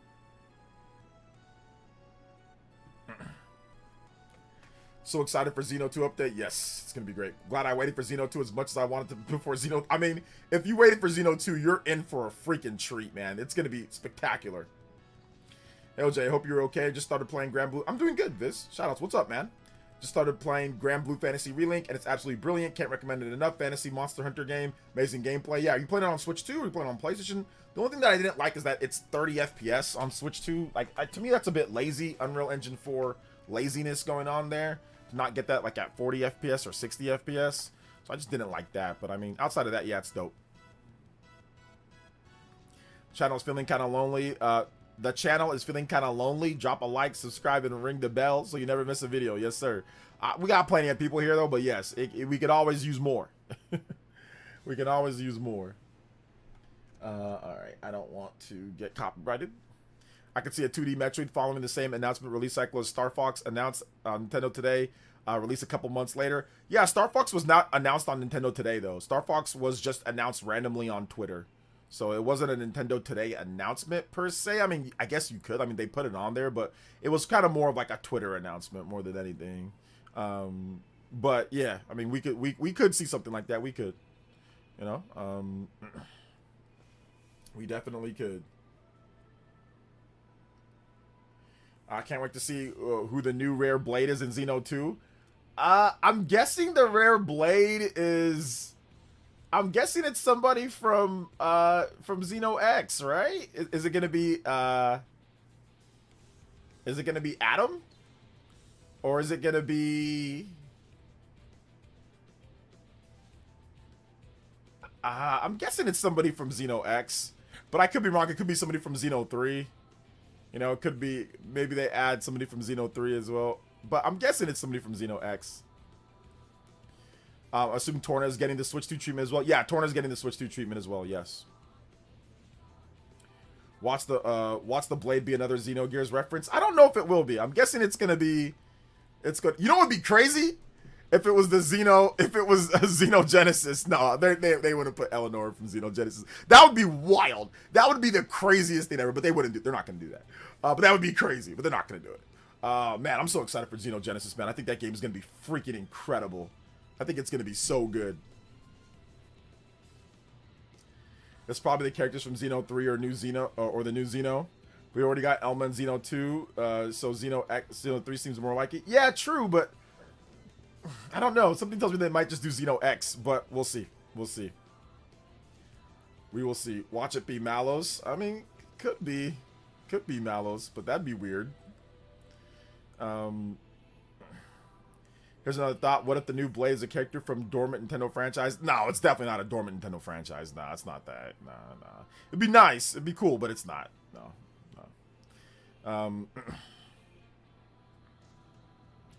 I'm playing Xeno 2 because it's my favorite in the series. Nice. I can't wait to play Xeno 2 again. I can't wait to play that. I can't wait to play Splatoon Raiders. I can't wait to check out what people think about Duskbloods. I'm looking forward to Switch Sports Resort. I'm looking forward to, oh my gosh, there's Liza P. There's like so many, Dragon's Dogma. There's like so many games, man. Like, oh my, I don't even have time to play all of it. I'm looking forward to checking out Orbitals. That comes out in September. Fire Emblem Fortune's Weave. Man, it is just wild. There are so many cool things coming out. So, bro, having Malus or Jin as Blades would be killer. Yeah, that'd be dope. Maybe it's Malus, or maybe it's Jin. Maybe it's Jin or Malus. Who knows? Who knows? You never know who it could be. I just don't think it's gonna be a dormant Nintendo IP, like a random dormant Nintendo IP. They're gonna like, here's that for Xenoblade. Like, what does that do? That doesn't make any sense. You know, they don't do that with Xenoblade. They don't do that. So they always do like connections, right? They always do connections. Like Xenoblade doesn't have any, like, with the exception of like Zelda. There was a crossover between Zelda and Xenoblade, so there was that. But outside of that, they haven't done anything with like crossing over when it comes to Xeno. Xeno is a pretty isolated franchise. And Smash Brothers, obviously Smash Brothers. But when it comes to like stuff in Xeno, there's been like almost nothing, you know? Secret Bride shall be Ganondorf. Oh, that'd be crazy. That's not a dormant IP though. Maybe the Blade is a fully new character. Maybe.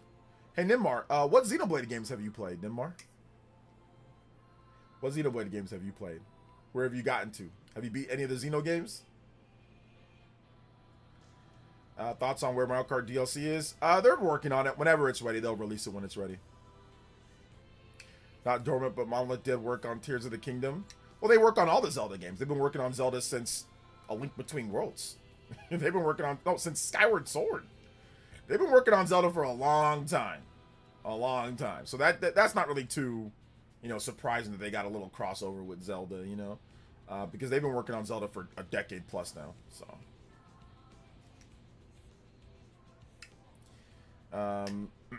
need to play Xenoblade. I have way too much interest in playing them. Of course you haven't played. Of course you haven't. Of course you haven't played Xenoblade, Nimar. Of course you haven't. I already knew the answer. I just felt like I felt like having a little chuckle. That's all. Oh man. I don't know if you can play Xenoblade with one hand though. I don't know if you can hold Chipotle in one hand and play Xenoblade. It might be hard to do that, Ninmar. So yeah, I think you can though. I think you can map everything to like the left button. Like if you just map everything to here, you can probably play it with one hand. If you just map everything to like the D-pad, the analog stick, and the both top shoulder buttons, so you can eat your Chipotle and play the game at the same time, you know. So there is that.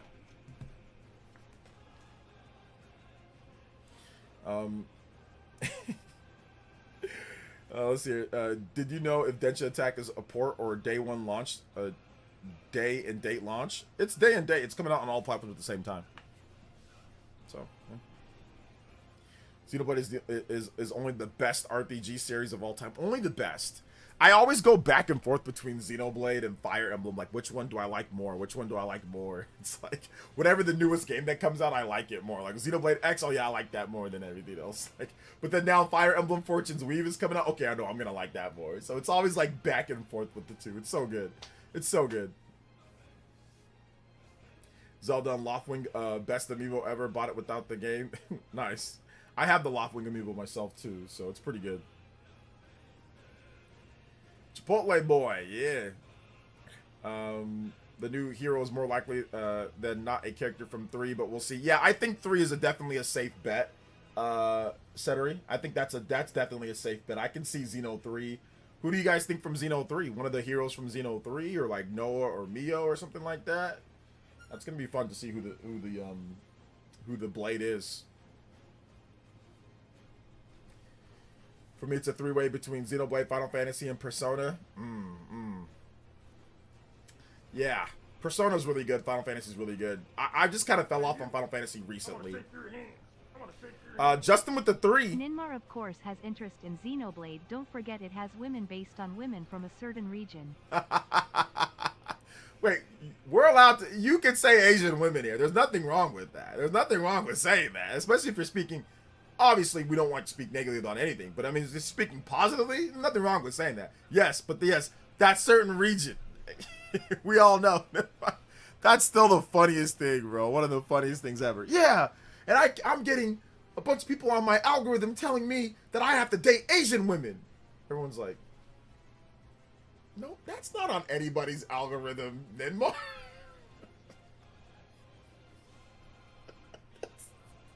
Everyone's talking about their algorithm and moving it. And Nimr's like, yeah, and my algorithm just has me telling you that I gotta date Asian women. It's funnier being vague. Lol. Everyone's like, what? What are you talking about, dude? Like, nobody's algorithm is saying that. Shout outs, Justin. Thank you for the double 6s, or the double 3s to the 6 on there. Yo, let's go, man. I appreciate that, Justin. 30 on the board. Anybody who's 30, that's the California Smash. If I can tie up or beat out Justin on the board. Thank you so much. I appreciate that. 73 as well. So we are moving. Was that did I say 30 before? My bad. 27 combos. 27 combos. Let's go. Appreciate that, guys. And we've got the platinum. Let's see here. Why is Xbox blocking Persona to Switch 2? We don't know if they are. It's a rumor. So I can't say definitively that they are, but I did cover it in a video. So check out my video. I talk about it more in depth, but we don't know if it's an actual reality. That is a rumor, so you can't say 100%. But knowing crazy Phil Spencer, I mean, I don't...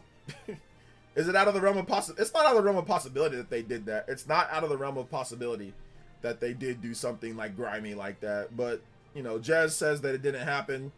You know, so we'll see.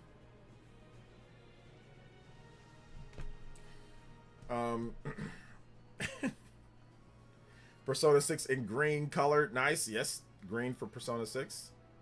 Maybe Uni. Oh, man. Maybe Uni. I'm playing Xenoblade 2 DLC right now that I've beaten everything till Genesis. Nice, nice. I cannot wait for Genesis. I keep on trying to watch Luxon's, like, you know, nearly 2-hour video on Xenoblade Genesis, and I keep on falling asleep because this dude is like, literally anything happens and he starts describing it and he goes off on tangents, and I'm just like, goodness gracious, I don't think I could do this even if I tried, you know. Is it true the real question is why would Atlas allow that? Yeah, why would Atlas allow... I mean, Atlas, they looking for money though. They're looking for money. That's what they're looking for. So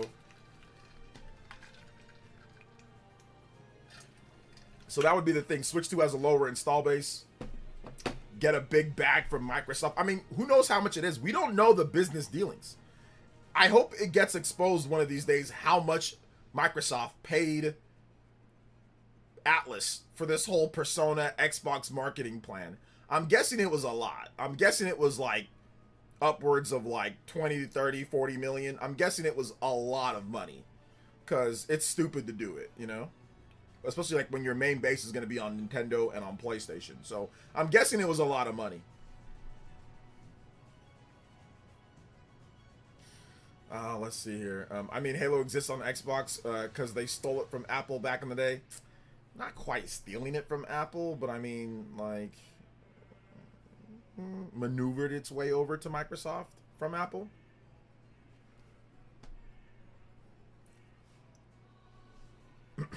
I guess that's a good way of saying, yeah, maneuvered its way. Excuse me. They backed up the Brinks truck. Yeah, pretty much the Brinks truck. Phil Spencer was backing up all sorts of trucks. This man was. They just call this man Cash Money. They call him Juva Phil. All of a sudden he's got a grill. You know, gas tank, got no money. You know how the Juva. Phil Spencer just raining cash with dancers and with just raining cash on Atlas. You know, they're just backing it up, man. They're just Phil Spencer. You got Hashino twerking on with that cash. You got Phil Spencer going, bang, bang, bang. You call me Big Daddy when you bang, bang. You just see Phil Spencer, man. Just throwing cash everywhere. They call him Cash Money Records, bro. Man out here looking like Birdman, just bald and like put on like a bald black cap. Call him Bird Phil out here, bro. This man he just threw money at anything. Hey, a studio is available, I'll buy it. This man look like the Monopoly dude. This man out here thinking that he's Richie Rich. This man out here Montana Max. He looked like Montana Max. He looked like an adult version of Montana Max. Like, this dude out here just buying I'm telling you, he thinks this man is like the video game version of the Yankees. This man thinks that if he just throws money at something, it's going to fix all his problems. That's why that leaked email, he's like, oh yeah, I'm going to buy Nintendo. This guy is delirious. This guy, where's the money? Where can I spend? Money. This guy is crazy, bro. Come on, I'm going to buy Nintendo. That'd be a crowning achievement. He's delirious, desperate, delirious. He's sitting there. The bills are stacking up. Game Pass failing. Xbox Series not selling. This guy is thinking of anything and everything. If I just spend more of Satellia and Nadelia's money, they've got, we're a $1 trillion company. If I only just buy everything. Wait a minute. Let me just buy Apple. No, I can buy the world. I'll buy SpaceX, and then we'll put games and Game Pass on the moon, and then we'll put people on the moon, and then we'll have Game Pass on the moon, and then we'll come all the way down. And well, then, this guy is just, bro, he's just thinking that money solves everything. This is why it's come crashing down. It's a spectacular fall, bro. Crazy. Is it true that August is a dead month for Nintendo? They don't have anything planned except for the network test, so we'll see what happens there. But they've got multiple games planned already for the rest of the year, so we'll be okay. And I guess you just know he tried to just buy Atlas. Oh yeah, Lol. Absolutely. He tried to buy Sega, but we got Xenoblade Chronicles 2 coming out on July 30th, so that's pretty much already in August. So we've got 2 games coming out, so we got plenty. Because most people will be playing Xenoblade 2 in August, so that's an August game for many people. Thank you, Justin, with another 3, man. I appreciate that. But yeah, right now we don't have any games planned for August. Like I said, that's okay. There's already enough. I already have enough. We've got enough games, and there's a million games coming out in September. September has like 5,000 games, so there's nothing to complain about. Do your backlog. Get into your other games, because September comes out and everything releases in September and October. So there's nothing to complain about right now. So nothing. Don't complain about dead months, because there's already been way too many games released anyway. All right. I think we got. Oh no. There we go. Thank you, Justin, with another 3, up to 33 on the board. Justin, thank you so much, and thank you, Justin, for using Streamlabs as well, guys. I appreciate the Streamlabs donos. That does help out a bit more than Super Chat. But once again, beggars cannot be choosers, so I do appreciate anything that I do get. But thank you, Justin. I appreciate you always using the Streamlabs link, man. I thought Orbitals is August. Orbitals is September. It is September. Lootbox says Xbox fans call Phil Spencer Dominus Maximus Arturius Spencer and drink the Kool-Aid, bro. I'm telling you. People complain about dead months for Nintendo. How about dead months we have for PlayStation? I mean, that's a whataboutism, but I mean, I think Steven just watches YouTube videos and then just comes here and says things. I'm pretty sure that's what he does. I think he just watches people that say certain things on YouTube videos and then just repeats it, what they say here. So that's okay. But I mean, guys, we have way too many games. There's too many games. There's more games than we can even count every single month. So we'll be okay. We will be okay. Let's see. Call me crazy, but the faith I have in Xbox is only a little bit below my perception of Sony. They are fighting to get to the bottom. It is a fight for garbage tier. I agree to a degree. So Phil Spencer's the guy who's planning to pay off his gambling debts is to bet more and win big this time. Yeah, like he just spent everything. About how people just play other things than Nintendo games. There's a lot of games coming out at the end of July and August. Exactly. Like, I don't know. Nintendo fans, though, they got to have Mario or Zelda. If it ain't Mario or Zelda or something first party every single month, they start talking about dead months and they start acting like, start spazzing on live streams and stuff. You know, they start acting. What? Even though there's plenty of games coming out, guys. There's plenty of games. There's too many games. Let's see here. No dead months for Xbox. Well, I think they had some months where they didn't release anything earlier in the year, if I'm not correct. But I mean, Xbox one time had a dead year. A year. 2022. There was no games, no first-party games for the full year. He says, OJ, caught on me quickly. Thanks. I know, because you repeat talking points from YouTube videos. So I know a rehashing when I hear it. You know, like when people say certain things, I just know it's rehashed from what a YouTuber says. I mean, that's okay. We're on YouTube. I get it, you know? I get it. We don't talk about 2022. Oh, no, we talk about 2022. The fight to the bottom between PlayStation and Xbox, Nintendo is no way near that level, in my opinion. PS6 will be $1,200 and nobody will buy it. PS5 copies of the same game will sell more. Now, there's one theory that people have that Sony's going to release a handheld PS6 and that's going to be the PS6, like with the docking station. That it's going to be just like a Switch, and then they're just going to keep the PS5 around as a home console to play. So you can pick between the two of them. That is what some of the rumors are saying. Now, some rumors are saying they're going to release a PS6 home console and a PS6 portable. That's just setting yourself up for expensive hardware, for too much for people, and people just saying, I'm out. Like, having two separate pieces of hardware, PlayStation 6 hardware, like, that just goes back to the whole, you know, I mean, if they connect, obviously they're going to connect to each other and they play the same games, but I don't know, it becomes just too much and probably too expensive, you know, for a lot of people. Let's see, chill, OJ, let's not bring up 2022. Now, listen. And OJ, Nintendo should cancel the Zelda movie because we don't like Sony. Yeah, there you go. Cancel that.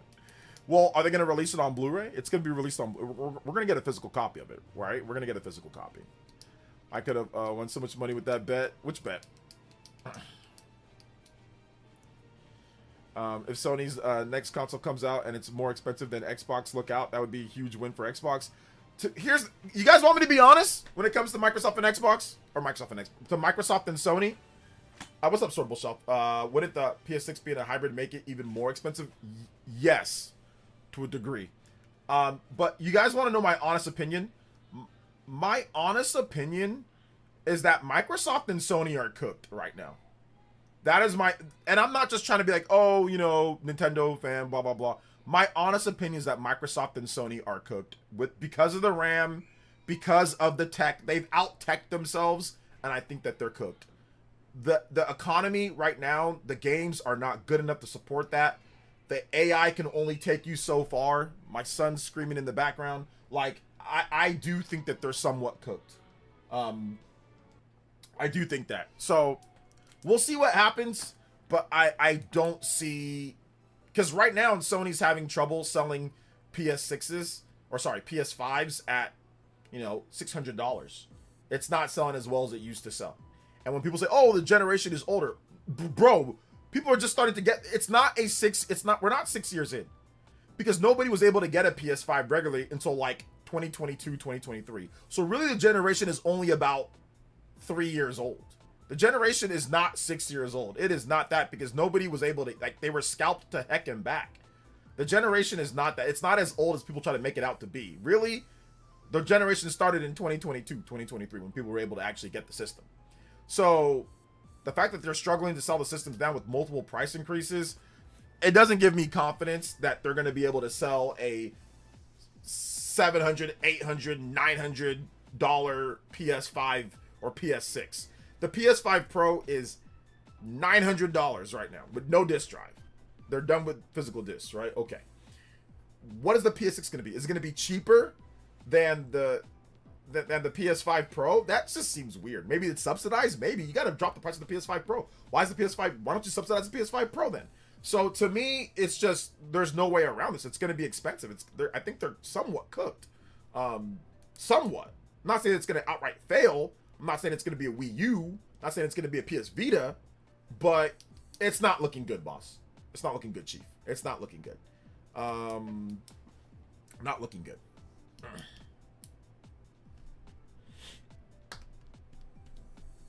Do we got any news on the Duskbloods network test? Yeah, we already went over it though. So you can rewind or you can check out the my tweet right here. So if you missed that, I'm not gonna go over everything again because we already went over it a while ago, Micah. So there's the details there if you want to open that up, and it gives you like the network test dates and all that. August 21st, but the signups are coming up pretty soon here, July 22nd, I think. So there you go. If you want the full details, it's there. And let me give you the give me 1 second. Let me give you the actual website for all the details. You can check it out there. So like I said, we already went over it. It was kind of a lot, so there's also that too. When GTA 6 comes to Switch 2, I'll get it then. Yeah, I think I'm gonna, you know what, it's hard for me, man. Like, obviously I want to cover GTA for like the channel and all that, but I think that it's hard for me to support GTA with all digital, then PlayStation like all digital. Like, it's hard for me to support it, man. I don't know. Oh yeah, I know you were late. Exactly. That's why I gave you all the details there. But like, it's kind of a lot. So yeah, like those are the network test dates. Like we kind of went over it for a while. It took a bit to get over. So yes, all the information is there. If you want to check out that information later, you can put it in your, open up on the tab or anything. It says you don't got to get. I'm not gonna get mad at you for having a difference of opinion. Says but Steam Machine or entry level laptop will cost the same. Makes way more sense than next gen PS and Xbox because at least you know you'll get all the current titles. Yeah, I don't know about Steam Machine. From what I've seen from the specs of that and the price of that, even for like with a controller, I think I might go with the next Xbox or something, because the next Xbox, I guess if we had to pick, that one apparently is going to be able to play PC games and it's going to be able to play Xbox games like native and stuff like that. So I think I'd rather go with that, but if I was to pick, but no, you're right. Steam Machine, it could be an option, but I don't think $1,000 systems are viable. I'll be honest, guys, I do not think $1,000 systems are viable or what people need to support. So that's just my opinion, though. That's just my opinion. Like I don't like $1,000 systems. I'm not a fan of that for the consumers out there. I don't think that's a consumer-friendly thing, you know? I don't think it is.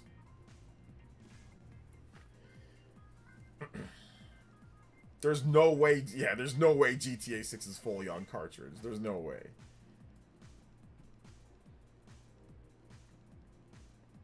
You know, Gaben won when even Nintendo fans agree.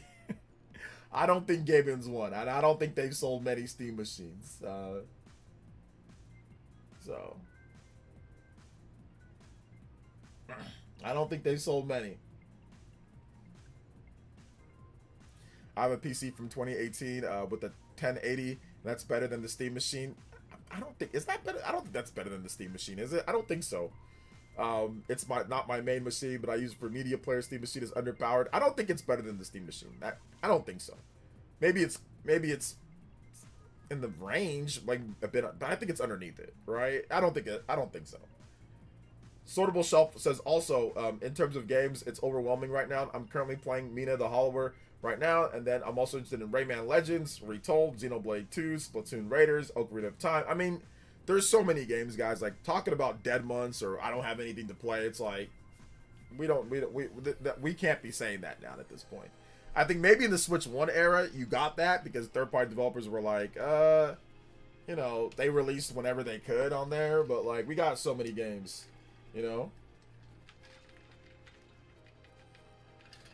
We got so many games. I think Prime is kind of crashing out. He's upset right now, man. He's responding to people. He's flipping people off on Twitter, which I'm not gonna show. But somebody said I guess somebody said something messed up to him. Few more posts, then begging, and the link to give money will appear. Oh my gosh, he had to end it by talking about his son, so you feel sorry for him. To be fair though, you don't seem to be hurting at all, so no need to beg for money, right? Just joking. We know you are. This guy's a douchebag. This red bentstone guy. This guy's a dirtbag, bro. Prime quote tweeted him and flipped him off from the hospital bed. This man Prime flipping people off and responding to Twitter peeps from the hospital bed, bro. Prime, you need to relax, fam. Stay off Twitter, my man. Stay off.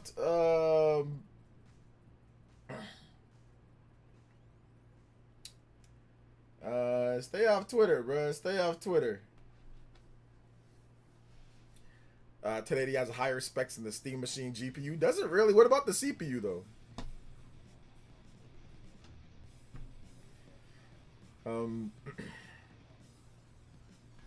If Helix is a pre-built PC with gaming Windows OS and fully upgradable like any other PC, I can see it being a good PC entry point. Yeah, maybe. I just, like I said, I don't like where all this is going, man. Like, the console market is being eroded by PCs, and then it's eventually just going to get to the point to where it's not even a console market anymore. We still need the last bastions of hope. We still need people that make consoles. You know, I still want to see consoles. So it's cool that Switch is here, but I'm telling you, man, there is a market. Somebody could swoop in, and if they can make like a entry-level basic console that just plays regular games for like $300, which obviously they can't, but if somebody could, I don't think that'd be a bad, that might be something there where you can play indie games and you can play, you know, probably like PS3 360 level games, you know, maybe some PS4 level games. Like, I think that could be something. It's called Evercade. Nah, Evercade ain't the same thing, man. Nah, that's not the same. That's something whole. That's all something different, man. That's something different. You know?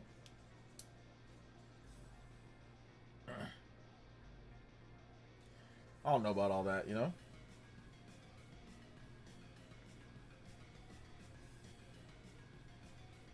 I don't know about that, man.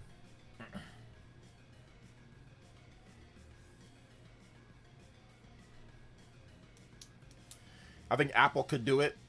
Apple could. I mean, they've got the money to do it for sure, but it wouldn't be cheap if it was Apple. That would come in at $3,000. It'd be goggles. It would be a system. It would be like a body armor. You would put it on, like you would walk around, and like you would be like doing like Mr. Mime stuff and all that. Like, that'd be like, it's not even $3,000. It'd probably be like $10,000. That'd be like a full body suit where you get into it. Apple would 300. Yeah, right. This guy, the Apple CEO, wipes his nose with $300. He blows his nose with $100 bills.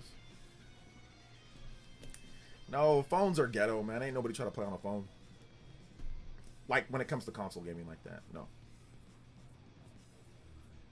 I mean, like a real console. Not a phone. A console. Phones, when you start playing games on phones, they turn into little fireballs. You think that you're Mario. You got a fire flower.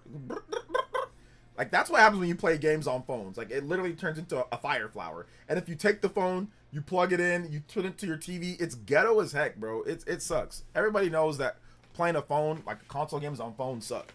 We all know this. Some Chinese company can come in and do it. Oh, yeah. So... No, a Switch 2 is an actual console. It's like a unit built. It's got controller. It's got a dock. It's got like other things that's like way better. It's got the cooling fan. It's got so much. The phones don't, like your Switch 2. I mean, it gets warm, but it don't heat up to the point to where it's going to turn into an inferno. Or that people will just buy a mid-range PC. I don't think so. I think people would buy a console that was a cheaper console that you could... Remember that, what's it called thing before it got the price increase? that actually outsold Xbox 1 month in the US. What was it? It was like a Kinect style device. People were buying that, man. But then it got a price increase. And then people stopped kind of buying it. But yeah, the Cube thing. Yeah, the NEX Playground, yeah. That, if I'm not correct, that sold millions. Yeah. So I mean, and that was ghetto. It's like, you know, it ain't even like a real game. I mean, it's like a game system, but it ain't like a real game system, you know. So if somebody did something like that at a good price, but like actual game system, they can come in the market and do something. I mean, I'm not saying that it's gonna do like crazy numbers, but I think it can be something. It can be something.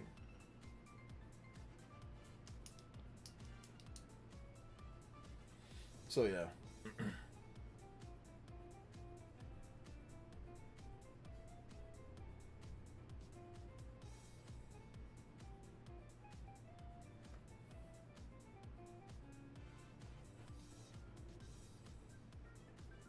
Doesn't Atari release some devices? Nah, Atari don't got anything, man.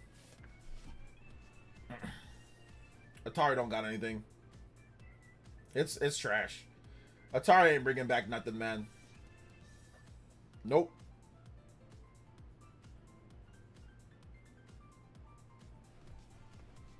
Oh yeah, Atari's a joke. Soldier Boy tell him was gonna what Soldier Boy tell him. The Soldier Boy console. PC always improving yearly. Once you get one, you'll be outdated. I mean, that's just kind of how it is with PC. You know, they always have new stuff coming out, but you don't have to update all the time. Like, you don't have to. Like, you can just play what you got. Like, I haven't updated my PC. Then again, I don't really play PC. But if I did, I would upgrade it. Even if I was a PC gamer, I wouldn't be upgrading my PC all the time. I got my PC in 2022, so it's about 4 years old now. I wouldn't be. I got a 3080. I wouldn't upgrade it. I'd just be, you know, I'd just be playing games like at 1440p or whatever. You know. So.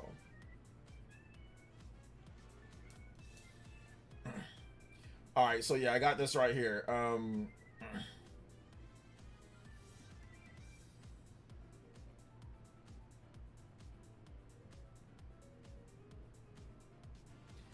There are no benefits to being owned by Microsoft, says Doom Dev. They have destroyed immense amounts of value that I don't even think that they're aware of. Oh gosh. All right, let's take a look here. Let's take a look. So, id Software developer says there's no benefit to being owned by Microsoft after the Xbox-owned developer faced mass layoffs one day after the launch of the new Doom DLC expansion. Support with another $5 dono. So that's supported. Let's go.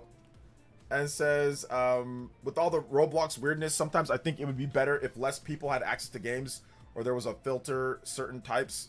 Yeah, I mean, I don't know, man. Like, I don't like what's happening in the game industry. Like, I'm thinking about going, like, isolationist. Like, just play my little Nintendo stuff and, like, that's it. I don't know, man. I don't like what's happening. I don't like the vibe. The vibe is off. The people that run these companies are trash. Herman Hulst boomerang hairline. Go use some, I mean, use some sauce like I used to. Right? So, you know, so you don't got that boomerang on your head. You know what I'm saying? Like, that boomer, I don't trust the boomerang. Like, Asha Sharma, she's just a pretty face that's literally a murderer. She's out here just slashing all these different companies down, or all these business. Like, I don't like, it's like, I don't know. I don't want to, it's not virtue signaling, but it's like, why should we support them? Like, why should I support Microsoft? Like, why? Like, they're letting go of 3,000 plus. I'm still waiting for the Moist Critical video. You don't hate Microsoft enough. I'm still waiting for that. Did he make that video yet? Somebody check. You don't hate Xbox enough. I need him to make that video. But like, you have 3,200 employees that you're laying off. You have 1,600 that you laid off that day when it happened a couple of weeks ago or a week or so ago. And then you have another 1,600 employees that you're laying off over the course of time. They're there at the job I'm going to go on a rant, guys. I'm sorry. They're there at the job working, and they don't know if they're going to be laid off. I repeat, there is 1,600 people within the Xbox division that are currently working that are unsure if they will be there, when and where and how it's going to happen up until March. of next year. You don't know. You don't know. You don't. This is a terrible company. This is an awful company. And like I said, I get it. No company's perfect. Nintendo's not perfect. Sony's not perfect. And companies have done messed up things. I'm not trying to, like I said, I'm not trying to make it seem as if Microsoft is like the most evil. But this in particular is atrocious. Like, you don't usually see this. Usually when somebody gets fired or laid off, they get fired or laid off and they know when. It's not, hey, we've got 1,600 now. And hey, by the way, there's going to be like rollouts of layoffs. Like, we're going to lay you off at some point. We don't know when, but at some point. Like, that seems to be like the worst thing that I've ever seen. So I'm probably going to parody Moist, and I'll probably make a video saying we don't hate Xbox enough. Somebody get me the exact title. Maybe I'll talk in a very boring tone, and I'll at the beginning, then I'll kind of just snap to my own thing. You know what I'm saying? But like, it's pretty bad. It's pretty bad. Shout outs to Jeffrey Tucker with the $20 dono. And he says, the stress of not knowing if you're going to lose your job when you wake up Monday morning is torture. It's so bad. Yeah, I've had that same thing too, where I think that I'm going to get fired. I don't know for sure. Then the pay, like, it sucks. But for me, it was like over the course of like a week or two. It wasn't over the course of like a whole financial year. While you see your other teammates get absolutely butchered by corporate, you know? It's terrible. This is like one of the worst things. Jason Schreier outlined all this. He said the cruelty of everything. And then he made another video saying that they kind of hid some things because they didn't talk about the vendors. If you put in the vendors and the studios that were helping out, working on all the games that were canceled, it's way more than 3,200. It can be upward of 4,000 plus, you know, with vendors and with developers that were co-developing on secret games that they can't talk about, you know. So it sucks, man. It really does suck. It's not a good situation at all. Not a good situation. Thank you, Jeffrey Tucker, with the big $20 dono. That makes you the stream ninja, biggest singular dono of the stream with that $19.99. Thank you so much, Jeffrey Tucker. I appreciate you, fam. But yeah, dude, it sucks, dude. It sucks. It really does. Moist didn't make a video. Of course he didn't. Of course he didn't. Because he doesn't... The gamer... They're frauds, bro. A lot of these guys are frauds. They don't actually care about the gaming industry. All they care about is if it's a price on a game or getting the... Or saying, I'm angry because Breath of the Wild isn't $5 because it's old. Like, that's all they care about. They don't actually care about the gaming industry, the people that make the games. They don't care about that. He does not at all. He does not at all. Let's see here. Deported with the 2 says 1,600 plus contractors. OJ, to echo your point earlier. Well, it's 3,200 plus contractors, vendors. So it's 3,200 plus vendors plus people that worked on games that were not announced, or they weren't announced to be working on the game, so they were also cut off. So if they're working like on Perfect Dark or other games that were canceled, they were also cut off. So it's actually far more than 3,200.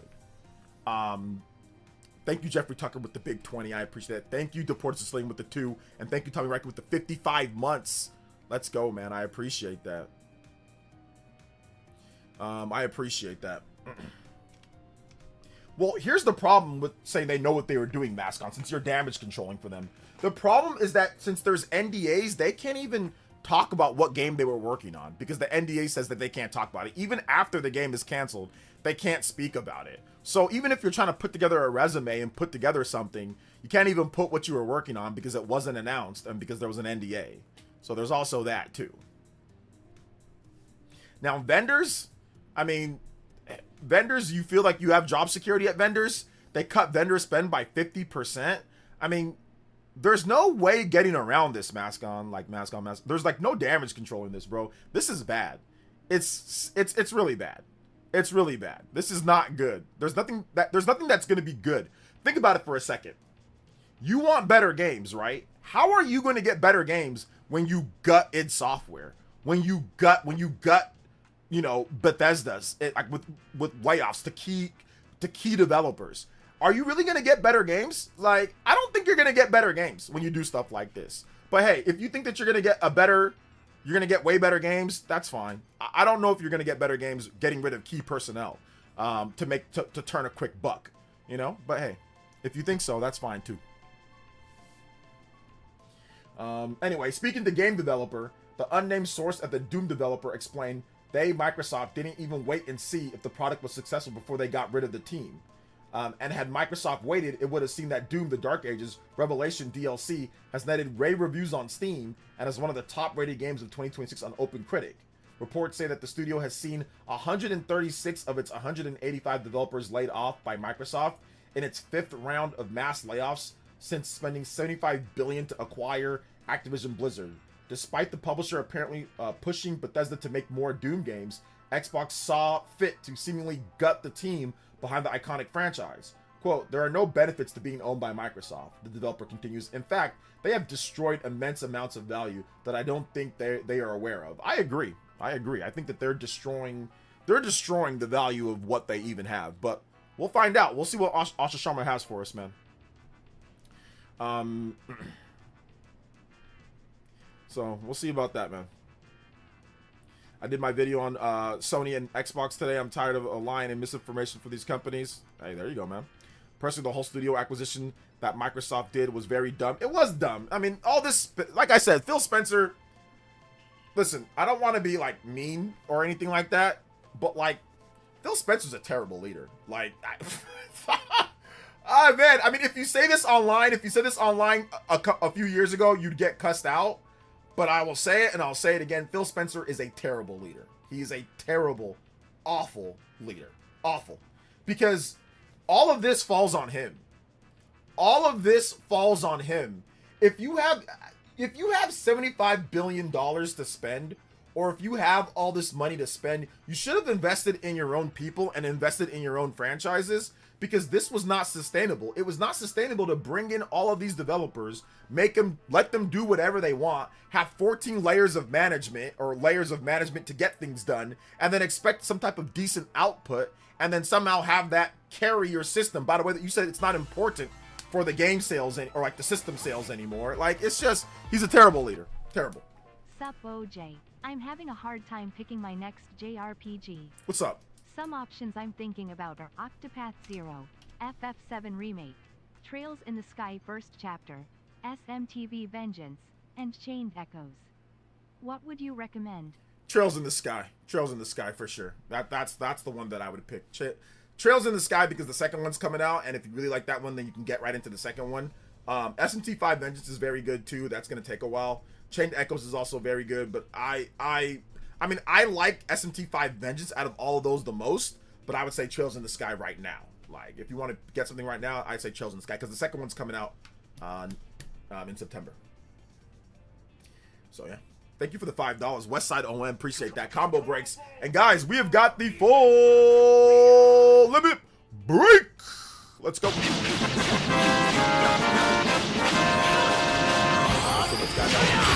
We have a full 3-hour extension on today's stream. I know we hit it a while ago, but I still have to play the notification for you guys. Thank you guys for that. I appreciate that. Let's see if we can get the platinum and a half. 150 combos, 42 away from there. Let's go.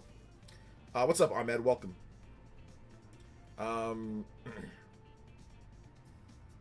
No problem, brother. We need to get Phil up here to defend himself. It's not that simple. This wasn't all on him. This was mainly on Phil Spencer and Sarah Bond. This was mainly on management. Now, I do agree that Xbox might have been killed off if it wasn't for Phil Spencer.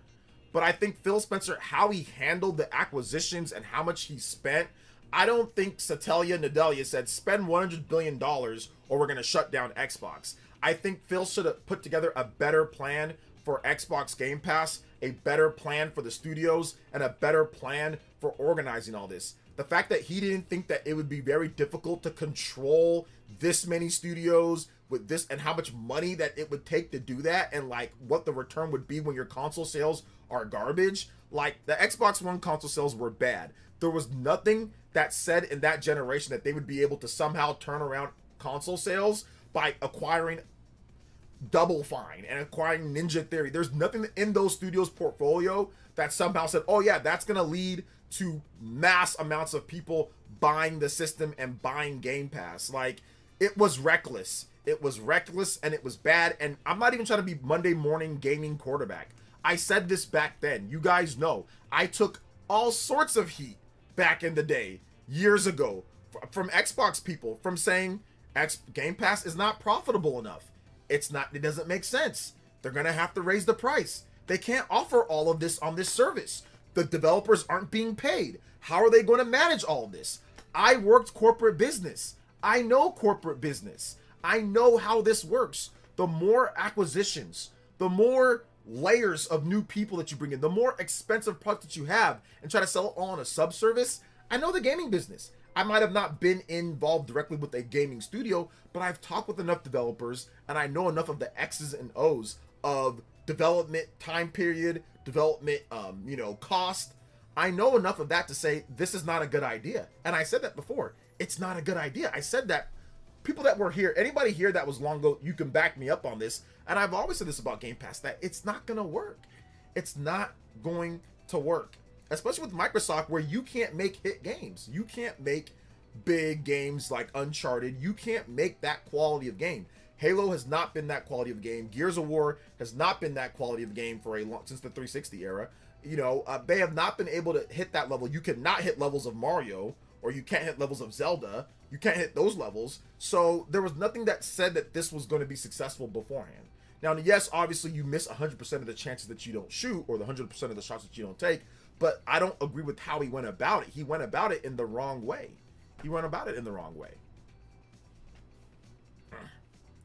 Yeah, we wouldn't have gotten Game Pass, the best deal for consumers. Game Pass is not the game. What's Game Pass doing now? I get what you're saying, but what's Game Pass doing now? Game Pass is going to be gutted, bro. Like, it's going to be gutted. They had to raise the price, then they lowered the price.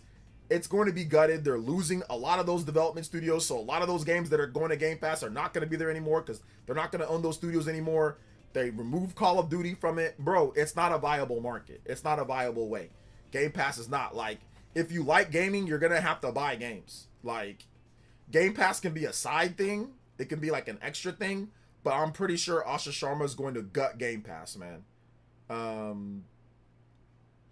I'm pretty sure she's going to gut it, and she's going to say, hey, look, we're going to make it more like PS Plus or NSO or something like that. And she's going to make you guys buy games because you've got to buy games. And I get it. It's much easier to just do the Game Pass. But, like, if you want to see big, like, Fallouts, and if you want to see big, Elder Scrolls, like, you got to actually buy the game. Like, you can't just put it on a sub-service. Like, that's not viable. That's not viable anymore. I think Asha Sharma knows that it's not viable. So we'll see what happens. Xbox thought Game Pass would be a big hit like Nintendo Switch Online. I mean, no, they weren't thinking about Nintendo Switch Online when they were doing that. I mean, those are two different things. OJ, what piece of positive news are there? I think Nintendo should have revealed Zelda. Do you agree? Yeah, next month maybe. We got Duskbloods stuff, so that was positive, I guess. Do you think Game Pass will shut down? I think it's going to be gutted. It's going to be gutted. They're not going to shut it down, but they're going to gut it. But if they don't, good luck to them. Good luck.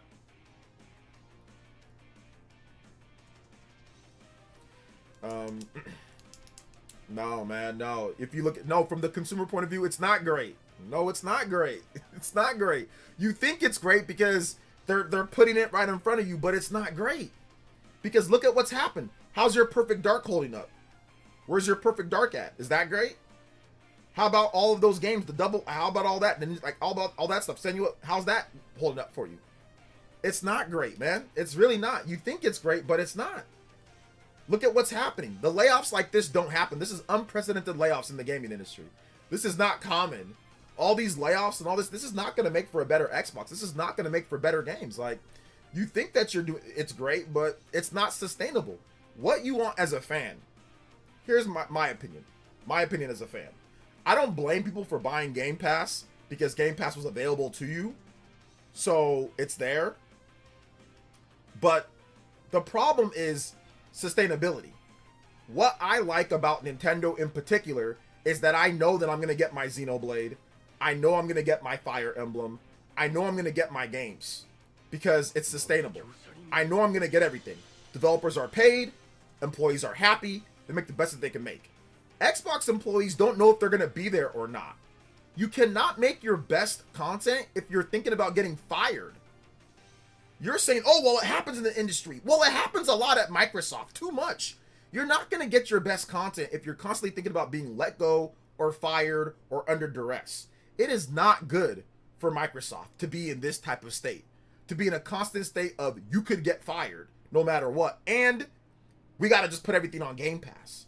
Pete Hines said, I'm out. He said, this is nonsense. Pete Hines been at Bethesda for a decade plus, right? He said, I'm out. So, I mean, if you think that it's good for you, that's fine. But I do think that Xbox fans that think this way are delusional. I do think that you're delusional. Because you see all this destruction, you see all this problems, and you say, well, I got Game Pass, I'm good. And it's like, whoa, like, look at all the canceled games. Look at all the problems. This is good to you? I guess. Let's see if Xbox is even still around in 10 years. We'll see. Kevin Young with the tune-in tier. Thank you so much, Kevin Young, with the tune-in tier pledge. Thank you for that. Shaw X with the 10. It says Game Pass is the Xbox version of Red Lobster's Endless Shrimp. Consumer-friendly, but financial disaster, which is why Red Lobster went bankrupt until the new CEO saved them. Exactly. Like, it's great for the consumers, I guess. But the problem is, you know what's not great for the consumers?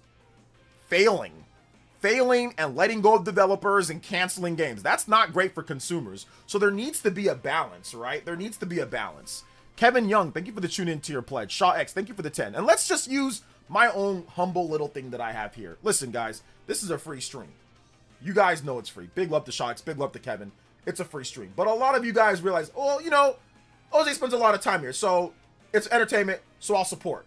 Or I will watch his videos, ad revenue, whatever, right? Or I'll turn off my ad block to watch it, or I'll do YouTube Premium. A lot of you guys know this, right? A lot of you guys know this, so you guys do that. Because it can't just be everything is nothing. Otherwise, I won't be able to do anything, and I have to spend time actually going out there and working my other job that I have, right? So I'd have to adjust it. So that's the thing. And a lot of you guys are fair about that, whether you do whatever your membership is or whatever the case is. You guys are fair about it for what you're getting, right? You're getting a one-man team that's going to get you guys videos regular, nothing crazy. You're not getting, you know, Michael Jackson level of entertainment, but you're getting a certain level, and a lot of you guys are cool with that, and you guys support when you can, blah, blah, blah, whatever, right? That's fine. That's cool. I jive with that, right? But when it comes to, like, video gaming, you're getting a super, super high level of content. You've got to appropriately support that content if you want to see content that's super high level. If you want to see super high level content, you've got to support that in a certain way relative to what it is. You can't expect high quality 90s level games when you're firing and letting go of everybody and putting everything on Game Pass. You're not going to get that. The revenue is not going to be there to support that. What's it called? Minecraft was subsidizing everything.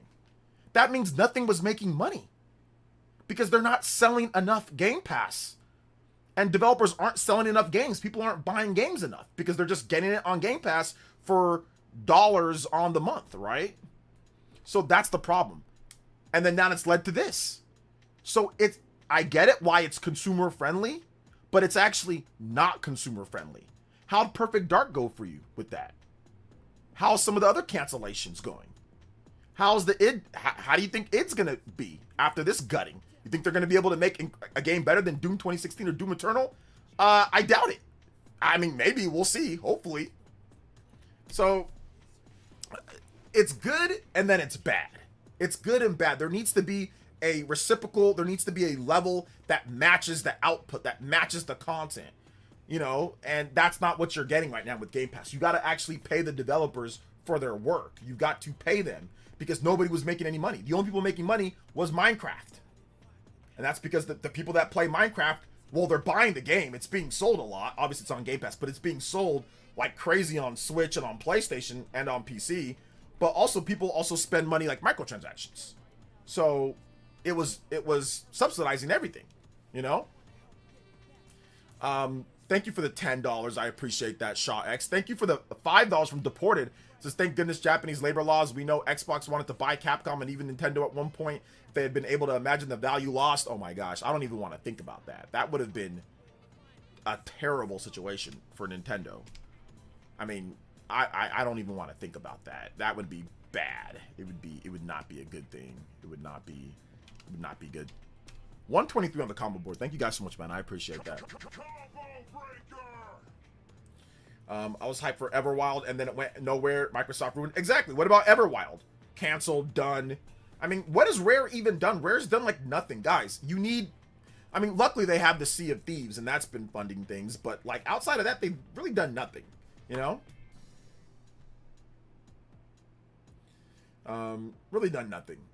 Nintendo do very well because the way they handle the organization behind the scenes is very good. Yeah, I mean, they control their budgets, they control their time. There's Japanese labor laws, so there's also that. But even if there wasn't, like, they could have done some reductions in, like, you know, after the Wii U was failing. Iwata was like, yo, if people are always worried about their job, this is why the industry needs to listen to Iwata more, man, and what he said. He said, if employees are always worried about their job, how can they do their best? So everyone's saying, oh, well, I love Game Pass, and the layoffs are a part of it. You really think these are not robots? It's not a robot on a printing line. It's a human being.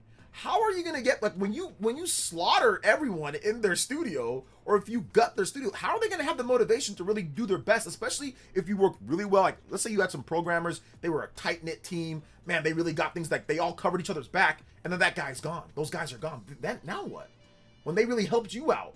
So now you're gonna not necessarily work as good. Like, a lot of you guys think that games are just made by magic and pixie dust and fairies, and it's not that, man. You build bonds, like, you build a tight-knit team. Let me give you another example. It's like a football team, right? Or like a baseball team. The best teams are usually tight-knit dudes that really, or women that really are in sync with each other. They know what each other are thinking before they even think it, right? Like Tom Brady, he knows what his receiver's thinking before the receiver even he knows, okay, this defense, do this. You only develop that chemistry by being around, by having stability. You cannot have chemistry, you cannot have good play if you're always worried, if your best players are always worried about being gone or not being around. You're not going to have that chemistry to have success. You need to have that, and if you're constantly firing people and letting people go, and people are worried about their jobs, you're not going to be able to perform at a high level. Working on a game is not easy. It's hard. It's very, very, very, very, very hard, okay? People think it's easy, but it's not. We get so many games, people think, oh, they just make games, it's easy. It's not easy, man. It's not like AI. Like, you've got to actually work on it. So, like, when you start firing a bunch of people and letting a bunch of people go, it sucks, man. It really does suck. It's not good at all, you know? Longevity of a team builds chemistry in a way better than constant personnel changes. That's what I'm saying. Exactly. You don't want constant personnel changes. That's not great. A lot of the best teams are really tight-knit group that have been working together that can do the best that they can, you know? So that's the problem right now with Microsoft. And listen, it's worth criticism. Like, I know some people might be thinking I'm going a little bit too hard. I don't think I am. I think I'm actually taking it easy on them, you know?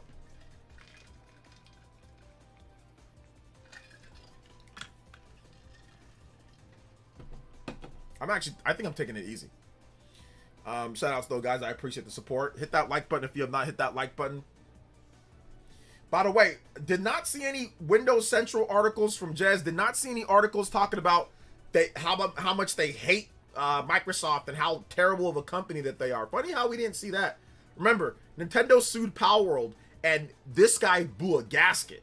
This guy sat there and said Nintendo's the most evil, dastardly company in the world. Microsoft literally fired 1 million people, and I didn't see that from him. He said that layoffs suck, but funny how he wasn't necessarily as mad. The anger was not quite much as there.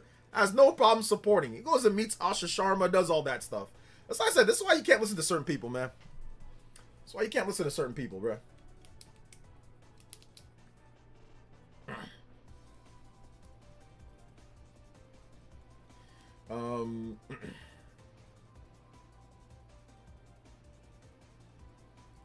That's why you can't listen to certain people. Nimar House Chipotle. Pretty good. OJ, it's like that when you lose your number 3 and number 4 starting pitchers. Suddenly, that puts a lot more pressure on the ace in the rotation since everyone being him isn't as reliable. Exactly. Like, so you need a tight knit team that knows, okay, this guy's gonna go this many innings. He's only gonna give up this many. Hey, I'm only gonna be able to do. I need to be able to do this, or I need to be able to do this. Or if I'm a reliever, okay, I need to set him up like this. Like, it's a tight knit team. The best teams obviously have incredible pitching, right? Tight knit team. Tight knit pitching, and I mean, you need hitting, you need all sorts of stuff, but pitching is super important. Super important. I mean, baseball, everything is kind of super important. Baseball is so random. Every little detail is important because if you don't have the pitching, or if you don't have the hitting, or if you don't have, you know, whatever, right, base running, if you don't have, like, it can just screw you over because baseball's a random sport. Like, you can hit a ball the exact same way, and you might hit a ground ball for an out compared to hitting a home run. Like, I've talked to people that play baseball. I mean, heck, I used to play, and I would hit a ball the exact same, and it'd be a ground ball. But then I'd hit the ball the same way, it'd be a home run. And I'm like, I don't even know how that works. Like, how does that even work right now? You know, like, how does that even work? Kind of like basketball to a degree. Like, you shoot a basketball, I swear I shot it the same way. Brick. I shoot it again. Swish. I'm like, okay, sure. You know, whatever. All right, no problem, you know, no problem whatsoever. Ozzy, I'm being devil's advocate. Oh, no, I know that you are. It's all good. I know that you are, Mascon. It's all good. I don't have a bad... I have a bad feeling about Xbox PlayStation giving up to win the competition. Number one actually hurts both company, consumer, in my opinion. Yeah, I mean, listen, I don't think that any of them are going to give up. But, you know, I think it's tough, man. I think it's really tough when it comes to what's going on here. So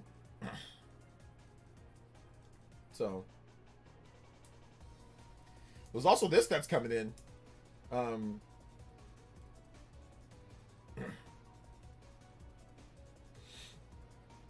So there's also this coming in that Sony looks like they're doing some stuff. They're doing some stuff with what's it called, with Crunchyroll.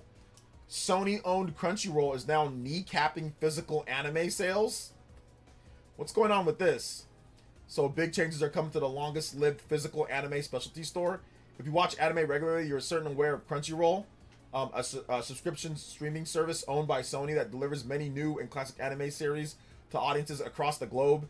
It's the biggest name in the space, regularly beating out Netflix and Amazon for rights to stream the medium's biggest hits.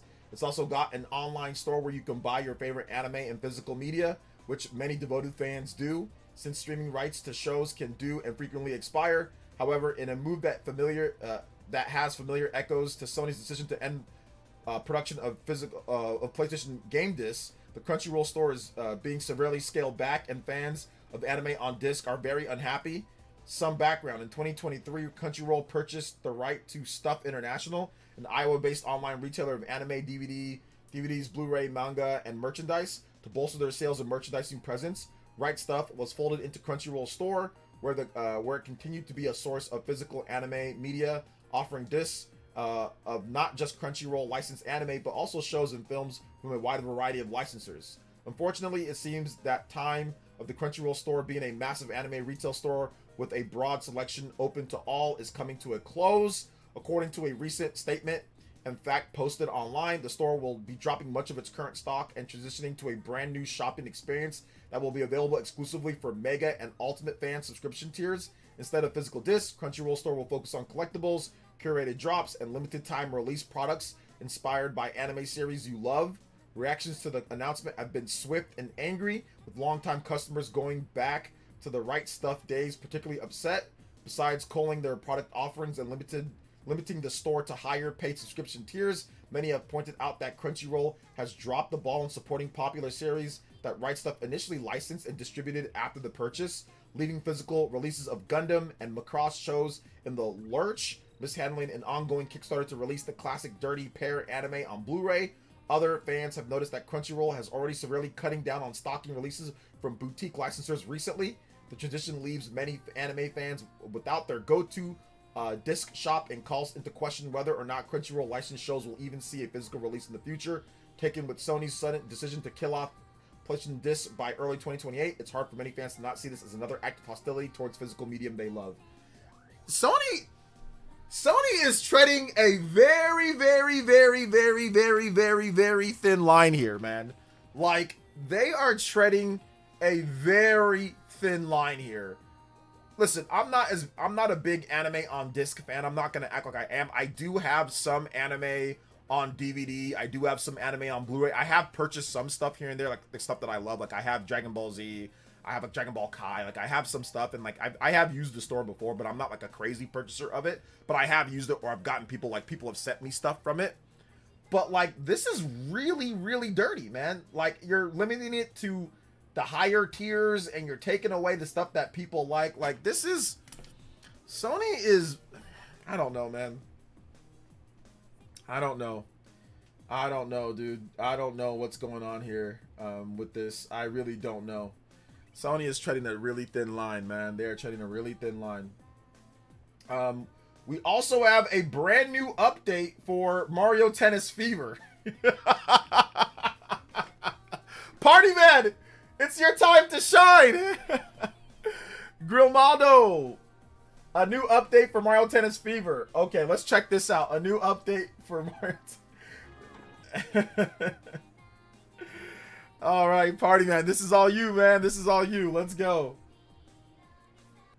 All right, so let's check out what they've got here for Mario Tennis Fever. All right.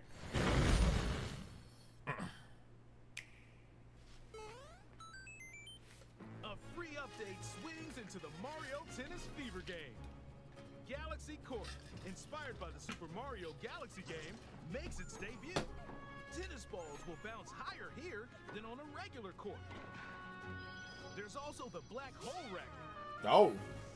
It creates black holes that pull in anyone who gets too close.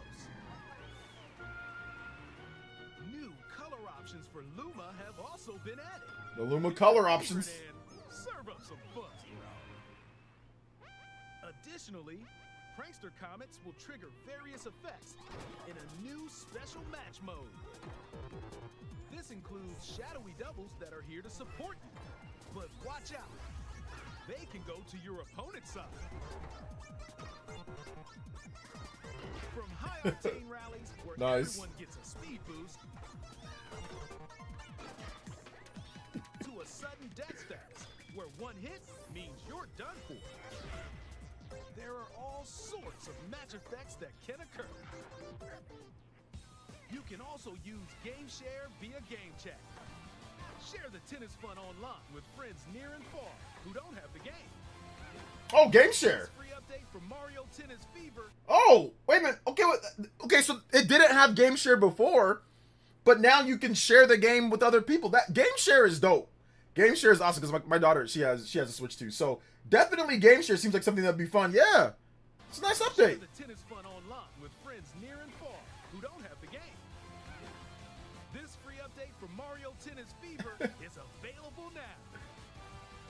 We can finally play. We're so far behind on different games, Party Man. It's crazy. Oh, we'll play this game. We'll play.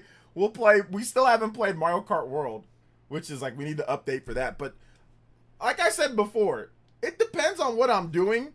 Though, what's it called? My audio, I really need to get like the next capture card because I tested it out again, and sometimes it works well, sometimes it doesn't. It's literally random how it works. So I just think I need a new capture card. I just need a new capture card. Will RGT play it now? What was you know what the funniest thing is?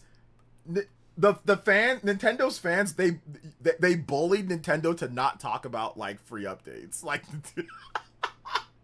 they probably had this update planned, but they bullied them to not talk about free up. Like, you know, we just won't mention it.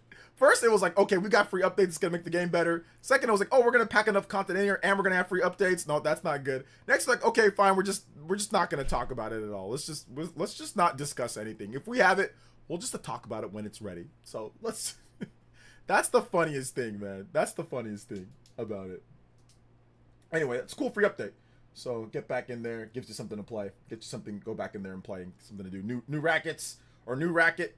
New color schemes, new course, and game share as well. So not a bad update at all. But anyway, like I was saying, Sony, they're toting the line, man. They're toting the fine line. People are getting kind of fed up with what's happening here. They're trying to get rid of physical media. They're trying to get rid of physical media and completely end physical. That's really what they're trying to do. So very unfortunate. Very unfortunate. They want to get rid of, they want everything to be streaming. They want everything to be streaming. They want everything to be they want everything to be streaming. They want everything to be just where they have the license to it, you know? So that's what they want. And it sucks.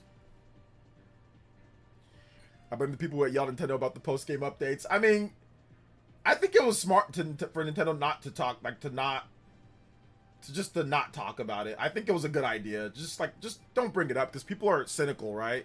Like if you bring up like, oh, we want to do like extra content, like it should have just been in there from the beginning, even if it's not ready to go, or even if it's like not like you haven't tested it out yet, you know. So I think it's a good idea that they didn't talk about it this time around because people didn't say it. People just said, oh well, I don't like the game. It shouldn't be at $70. So instead of saying, oh well, you guys are cutting out content, people just said it's not worth 70. That's what they just went to now. They just went to the other thing. At least you can say, oh, at least all the content they wanted to put in there was in there. So they just went to that. So that was funny. But yeah, it is what it is.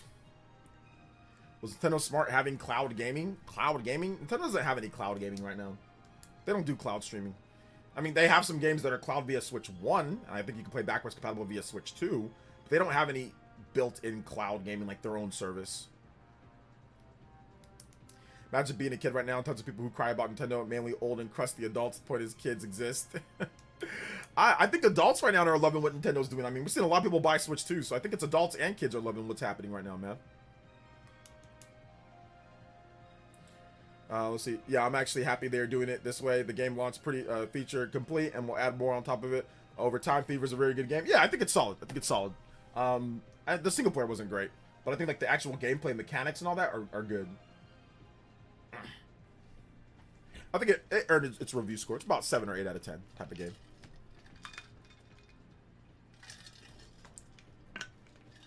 Game gets update. Should have been yeah, it gets a free update. Should have been there at launch. Not even paid. Free. Not even a paid update. A free update. Also, we've got Star Ocean. Oh! I like this! This is... Okay. Star Ocean, the second story R, which runs at a bump 30 frames per second on Switch 1. It's available now on Switch 2. There is a Switch 2 version. Okay, here we go. Let's check this out. I'm gonna get... Dude, I think I might get right back into Star Ocean the second... I had to stop playing because that 30 FPS and that crusty loading time was just killing me on Switch 1. Alright, here we go. Yes. This is good. This is good. This is good. Wait, hold up. Space. It has long inspired the dreams of billions.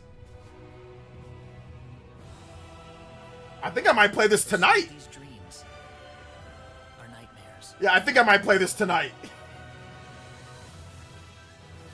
Second story R, Switch 2 version. Give me that 60 FPS, Square. The day we cross swords may not be so far away. There's probably no free update, huh? You think the Pan-Galactic Federation's just gonna turn its tail and run? This is a great game, by the way. This is like a mid to high 80s rated. It's a mid-rated 80s rated game. It's really good.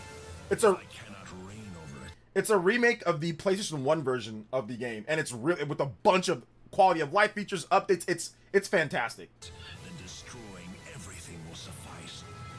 Of course, no upgrade. God dang it, Square Enix.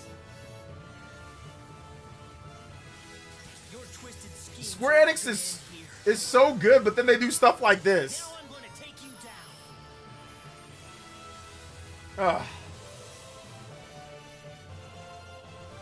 down. Of course, there's no... no. Square Enix, you're killing me. I have the Switch 1 game. Square Enix, you're killing me.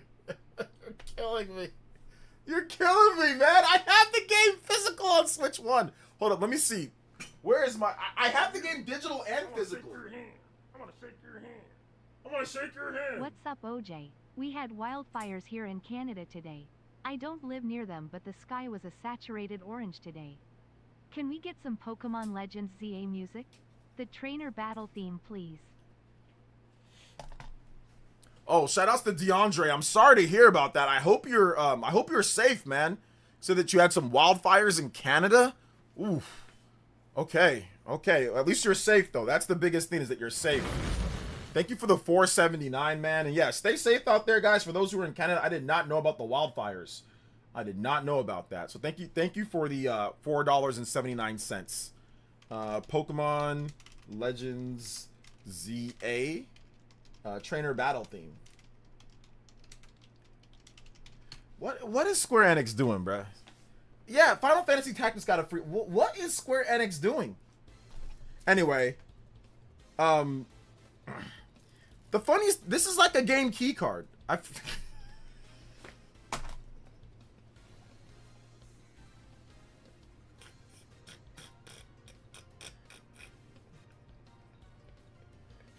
just noticed... I had to download... I had a review code... digital, so I didn't realize, but that I just noticed. Yeah, this is like a game key card. Look, download required. Like, it's actually a game key, a physical from like a pixel game. Square Enix has been doing this bum stuff since it's a game key card on Switch 1. It's a game key card. Yes, it's a game key card. Download required. See the back. So the game requires a download of at least 3 gigabytes. So it doesn't have the full game on the card. So I'm guessing they used an 8 gigabyte card, and the game is like maybe 11. I don't know how many gigabytes the game is, but whatever it is, they used a cheaper card to get the game on there. And they didn't want, even though they could have used the full 16 gigabyte card, but they didn't use that. They used the cheaper one. But I have it brand new, but it's a game key card. I forgot that it's a game key card. Square Enix, you're killing me. But I need to play the game in the... I need to play and finish it.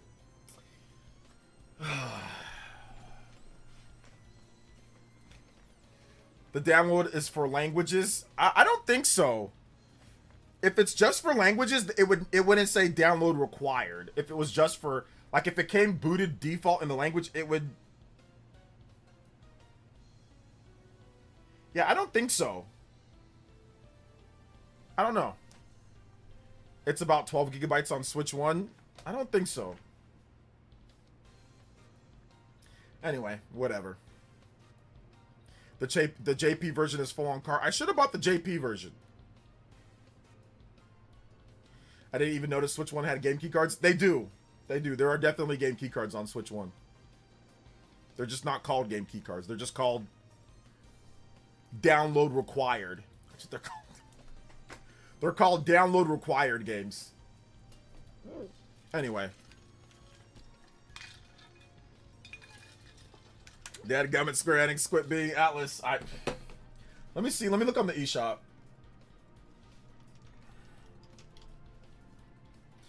I really want the game though, so it's like whatever.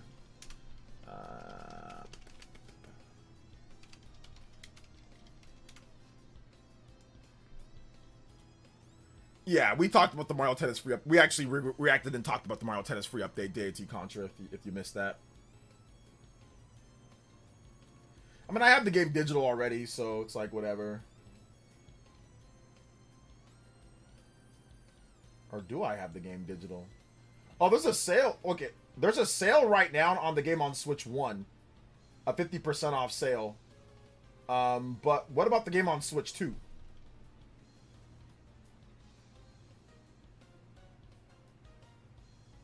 Let me see if they...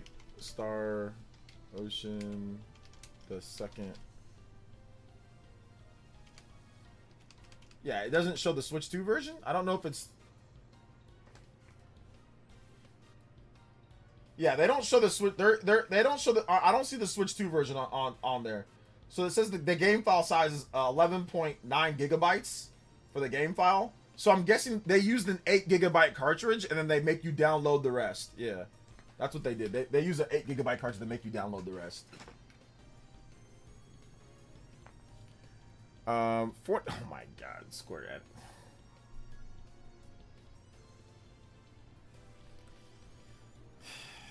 It's up on the eShop. I don't see it on the storefront. There's a sale right now on the Switch 1 version, but I guess not the Switch 2 version. 16 gigabytes for the... Okay, I don't... Can somebody... Can a mod give me the link You don't need to play the first Star Ocean or any other Star Ocean games. Star Ocean, the second story are, it's kind of its own thing. It's kind of its own thing. You don't gotta play the other ones to play it. There's a demo too. You can download the demo. The demo is available, so if you want to go download the Switch 1 demo or PS5 demo, you can. The download is for bug fixes in other languages. Oh, okay. Well, yeah, you want bug fixes though. Move down and you'll see it. Okay. Let me just type in Star Ocean. Why do we support Square Enix? Because they make good games. Because they make good games. Yeah. All results for Star Ocean. Yeah, I don't know, man. I'm not seeing it like you guys are seeing it. So somebody give me a link. If somebody can give me a link. There's no anything for it. There's no discount. We already talked about the Mario the Mario Tennis free update. We already discussed that. Wario said for save data save data incompatible. Switch no upgrade path. Like Square Enix just doing the worst. Yeah, I don't see it. Yeah, I don't see it on there. Yeah, sorry about the Canadian wildfires out there, guys. Stay safe, please. Yeah, Square's support is good. Like their game support is awesome, but their everything else is not great.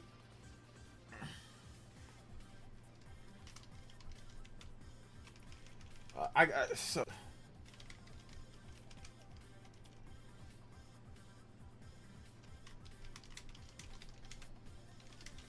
gotta put this on Twitter. Love the games and support for Switch 2. But please give us upgrade paths and save transfers.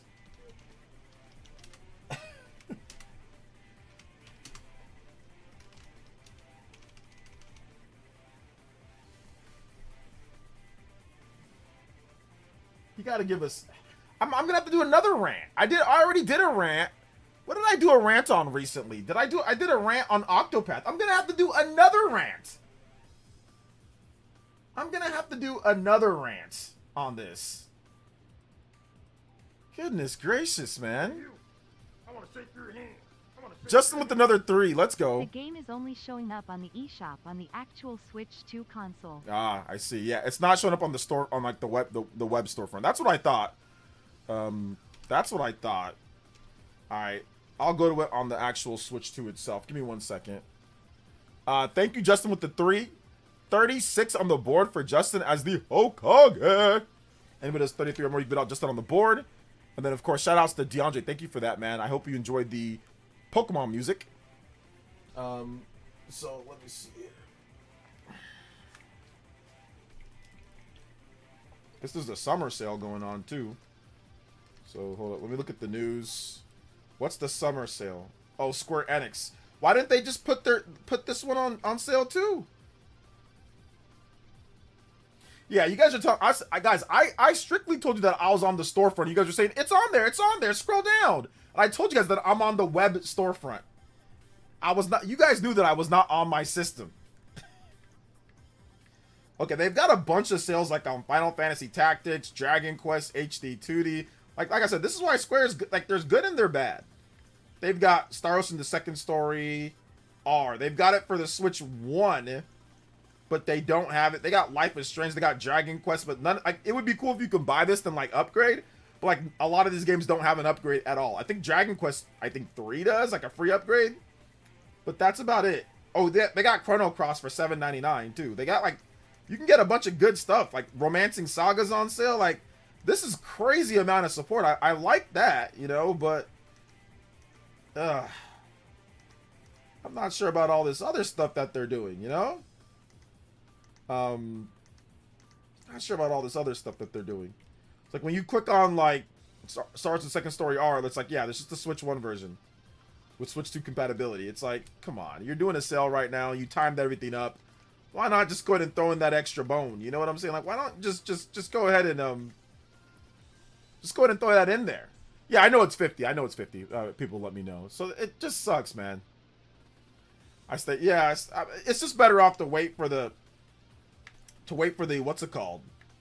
To wait for the eventual sale, because they're having a 50% off sale right now on the what's it called? On the Switch 1 version of the game. So it makes no sense. Makes zero sense. Right now they have, I mean, right now you can get Final Fantasy VII Rebirth and Final Fantasy VII Remake Integrate for less than Star Ocean, the second story on the Switch 2. Like, you can get Rebirth and you can get FF7 Remake Integrate for less. Literally less. So, yeah, that's not ideal. That's not ideal at all. Yeah, not good. Not good. Not good. So I guess you have to look it up. Recent release. It's probably recent releases, right? I guess not. You just gotta look. This is not planned well at all. Let's all download Disney's Disney Speedstorm Switch 2 edition. Let's go. Free download. Oh my gosh. Yo, free Disney Speedstorm. That Switch 1 version was crusty. Oh my goodness. That was just called Disney's Crust Storm. I remember playing, I'm like, yeah, this is... Bro, why does this look worse than, like, Mario Kart Double Dash? Alright, let's take a look. Star Ocean. Yeah, this was not planned well at all. Star Ocean. Oh my gosh.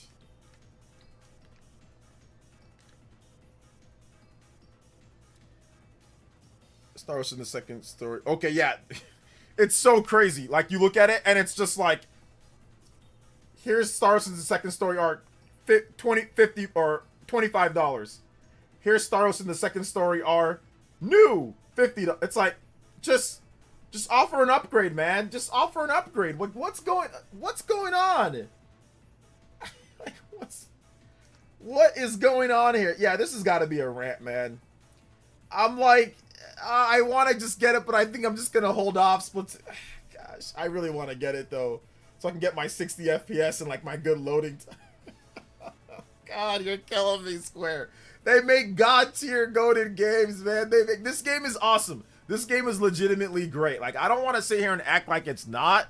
It's actually great. Like, and I don't want to use Metacritic as some type of factor, because, I mean, Metacritic says Cyberpunk is, like, the greatest thing ever.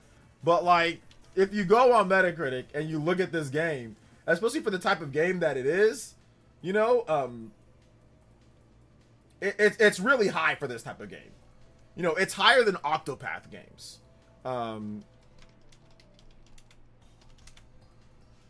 Like, it's an 86. That's higher than, like, every Octopath game ever released. That's, like, higher than like, all the HD 2D games from Square Enix. Like, I don't think there's a HD 2D game that's higher than this one.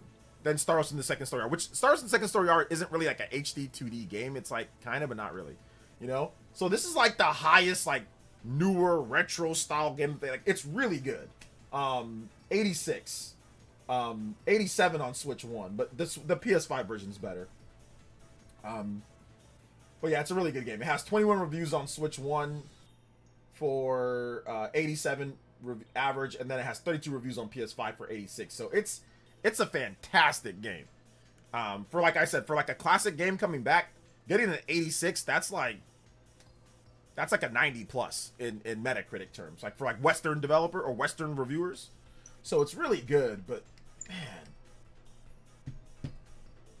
And they had like a nice update for it as well, where they added different difficulty levels and they added, you know, new options and features. Like, oh man, I kind of want to. Gosh, Square Enix, I hate what they do to me, bruh. Square Enix is like the abusive boyfriend or girlfriend. No, I'm not going that far. It's not that bad. But like,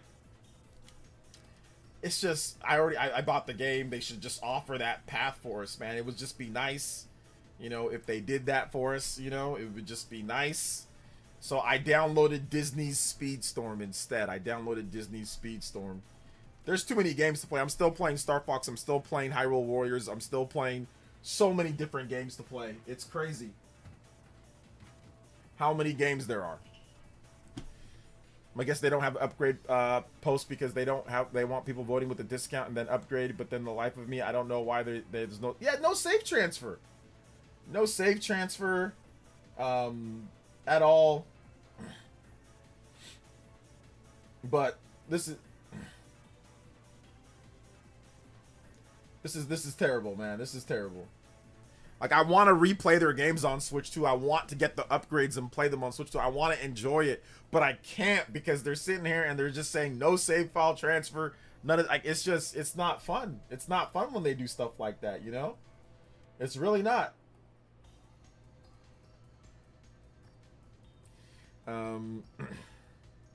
Yeah, they did it for Dragon Quest. They did it for Final Fantasy Tactics. They did it for RS2. Yeah, Romancing Saga had it. Like they're so spotty with it. It's bad. You know?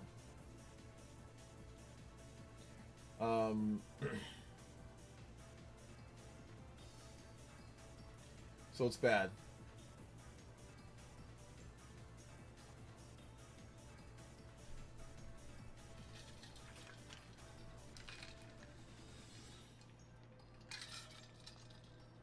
So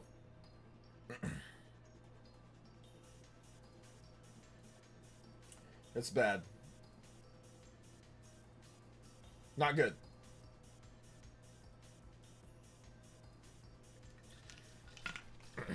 Is the physical Switch 2 version at least? Nope.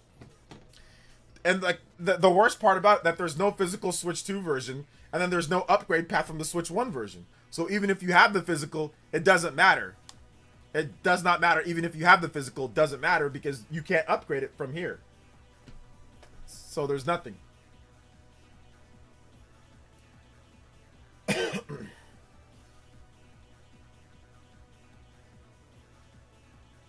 Even Sega had to make you rebuy Sonic Shadow Generations. That was dumb. Yeah, that was dumb too.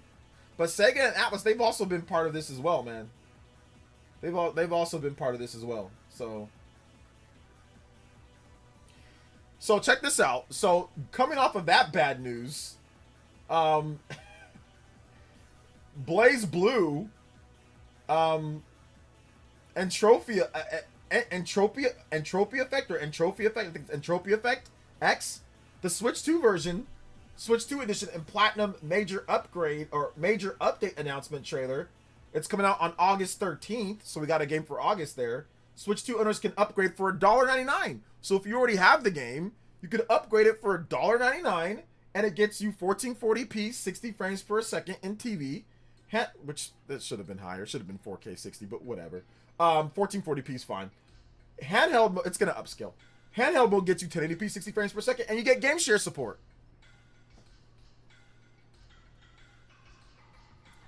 It's not hard. It's not hard. It's not hard, guys. It's really not. It almost seems intentional, you know. We also have some more news too. Blaze Blue Entropy Effect, or no, sorry, my bad. Breaking ZeniMax Online Studios leaders, including studio head, exiting as part of Xbox Cut. Studio veterans promoted to take over. Yeah, but yes, they're going to be able to. People just leaving left and right.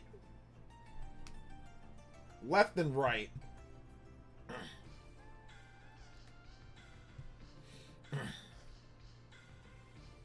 So.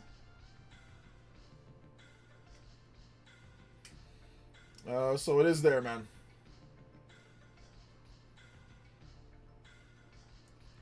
It is what it is, though, man. It's terrible. It's terrible. This is a terrible situation, bro. Terrible situation. Terrible situation. Not good. But whatever. I guess we're ending on a bad... Are we ending on a bad note? Yeah, like we don't even know what the enhancements are. Like, what are the enhancements? Like, what's the frame rate? What's the resolution? Like, does anybody know? Does it even say what it is? They don't even. Oh gosh. All right, Square. All right. Sure. They don't even tell us what we're getting with it. Just, hey, it's on Switch 2. Trust me, it's better. Trust me, it's better. Ah, goodness gracious. We'll talk about it tomorrow. In my video tomorrow. For those who don't know, I guess we'll go over like a little outro. I'm trying to do like a, news video in the morning. Videos that I can get done quick. Like, takes me about an hour and a half to 2 hours to edit. I can round up the news really quick. I can get you guys that video when you're at work or right before work. That's my plan. My plan is to get you guys, like, wake up in the morning, get you guys videos real quick in the morning. Not due from the night before, because I get tired and then I don't feel like waking up. And then my day's all messed up and then I don't feel like working out. So, and it's too hot. I got to wake up early now and I'm old. So my deal is this, is that I get you guys a video, news video in the morning at some point, anywhere between, maybe 7 a.m. 7 a.m.-ish to 8 a.m. my time. Maybe sooner if I wake up earlier. And then I get you guys a better video, or not a better, but I get you guys like a face cam video where I talk about a singular topic, like a spicy topic, and go over different things, So that's kind of my goal. And then have that video ready for when I'm done streaming, that video will go live. So that's kind of like the plan right now, frame rate is the frame rate is $50. They don't even, you gotta buy the game first, then they'll tell you what the frame rate is and all that. So yeah, not good. Is the stream ending? Yeah, I usually go about 3 hours. So we're wrapping up the stream here. We're gonna finish up this last 10 minutes. So if you guys have questions and all that, you can answer. I'll answer them. And then of course, after this stream is done, it's not over yet though, guys. I got a great video for you guys. Trust me, you guys are gonna love this one. I talked about sending a message to the industry and Nintendo. I got a good thumbnail. Got, like I said, face cam. So you guys watch that video. It's gonna be really good. It's gonna be really, really, really good. At least I think it's good. A little bit kind of ranty at the beginning, like going over game key cards and people like doing stuff with that. But there's other stuff in there that I feel is pretty good stuff. So that'll be the video that comes out right after this stream is done. So if you want to watch more, there'll be more content for you. There will be more content for you.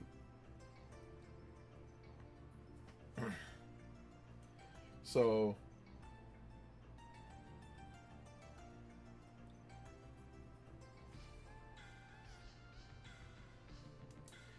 people put their egos on the line during games. I used to play a lot of team sports in high school. Professional athletes are just more aggro version of my former teammates. Yes, I agree. As somebody who's played with a lot of high quality and like, NFL players, and then also as I played, I played sports myself, and I played at a somewhat high level, but I played college and I played professional as well. As somebody that's been around a lot of people, yes, it is aggro. It is super aggro. Like, oh my god, the egos and the aggro gets crazy. In college, it just intensifies. Junior college, man, it is wild. And I can only imagine now. Now there's NIL deals. Now people are getting paid crazy money to play college sports. So I'm guessing the egos and it's even at the higher than it's ever been. And it was always really high. Like I said, when I played junior college, oh my gosh, the egos and the intensity was out of the world. It was intense, very intense. It was. I was not ready for how intense it was. I was not ready.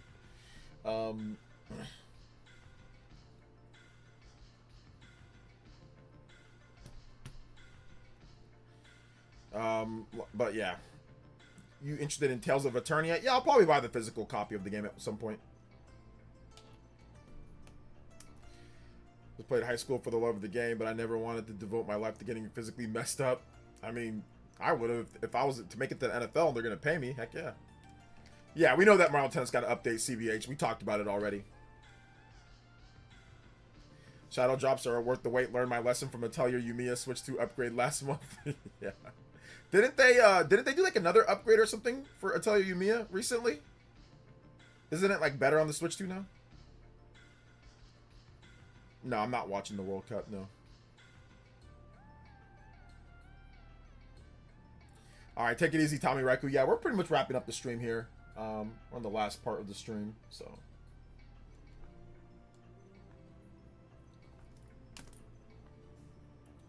They fixed it, but it took a month. Okay, yeah. The game really wasn't made with Switch 2 in mind. Definitely a PS5 game, ported down.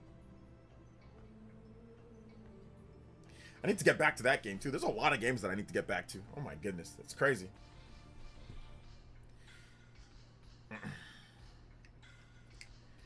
Thought about joining a club high school, but never did. I know you never did, Ninmar. You didn't have to tell me that second part. We know.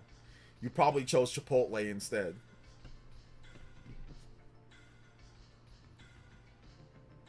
Whatever reason, I think it's because international sports FIFA is always hyper aggro. I mean, it doesn't matter if it's FIFA or if it's NFL or if it's NBA. Trust me, I've been around. It's all like sports about competition, so you're gonna get people that are hyper aggro. Like, heck, that bleeds into some of the content that I do. I mean, people will say I'm that, you know, I can't disagree. Like when you play sports, it's just there's something in you. It's a thing. It's like a twitch. It's something. The competitive drive to be good is always something that you're going to carry with you. I think it's something that I'm always going to carry with me. No matter what I do, I'm going to be like, okay, I need to do this. I need to do this. I need to be the best at it, you know? So it's how people that play sports are. Like, I mean, not everybody, but a lot of people that play sports are like that. So just wired a certain way, you know?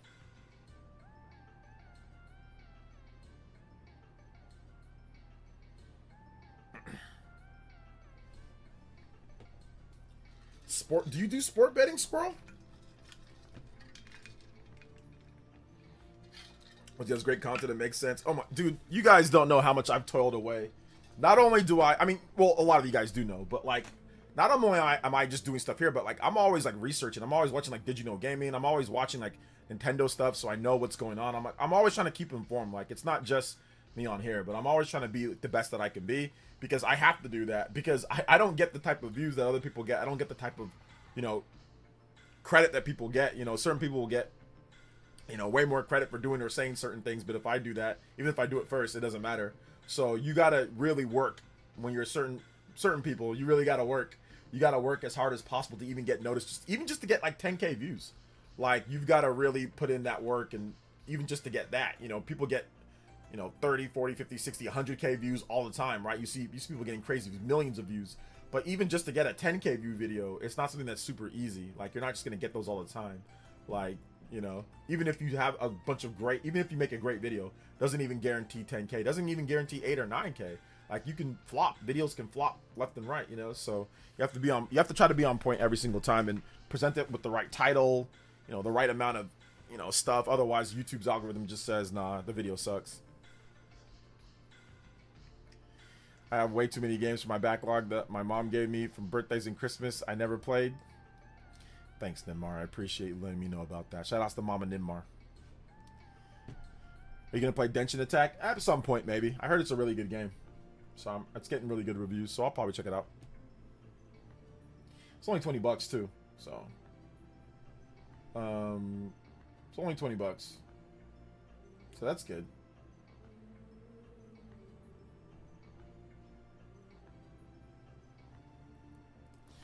I made Chipotle last night. 3 days healthy meals from it. Nice. There you go. There you go. But all right, guys, we're gonna wrap it up here. I want to say thank you to everybody that came out to tonight's stream series. So you guys are awesome. Big love to Justin. Big love to all the elite ninjas here, man. You guys were crazy today. 130 on the combo board. We hit the platinum streak, 186. So we're going for the 200 platinum stream. We are almost there. 186 on the platinum stream. We'll be back again tomorrow for another stream. Your boy is we working all the way through. So we'll be back again tomorrow for another stream. I just did this, guys. My video just got uploaded right now. All right, so the video is live. I need all of you guys, seriously. If you mess with me here, if you guys are PlayerEssence fans, if you guys really want to help me out, y'all will go drop a like, drop a view, drop a comment on the most recent video. We got 200 plus people in here.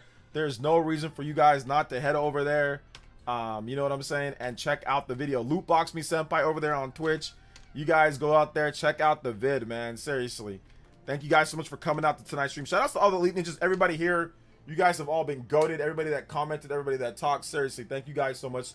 Shout outs to Deported Sicilian, Justin, everybody that dropped donos, all the Elite Ninjas. Big love to DeAndre, Grimaldo, Deported, Shot X. Thank you guys for the donos. You guys were, like I said, awesome, man. So, 91 Gamer Boy, appreciate you. Vadcent, appreciate you. Thank you guys so much for your support, like always. Big love to Vadcent and Cool Guy. Appreciate you guys. Party Man, General Zamora, W Stream. So you guys please check out the video. Like I said, it's up. Hit the like button on there. Hit the like button on here. Go over to the video. Go watch it. Like I said, it's a banger. I swear it's a banger. So if you guys haven't seen it, check it out. And yeah, we will see you for tomorrow's stream. You'll watch the video later. You'll watch it now, Ninmar, or I'm going to ban you. I'm actually going to ban you right now, Ninmar. If you don't, you watch it right now or I'm going to ban you. Okay, you're banned, Ninmar. You're banned. No, I'm joking. I'm joking. I'm joking. All right, guys. Love y'all. I'll see you for the next one. All right, peace out, homies.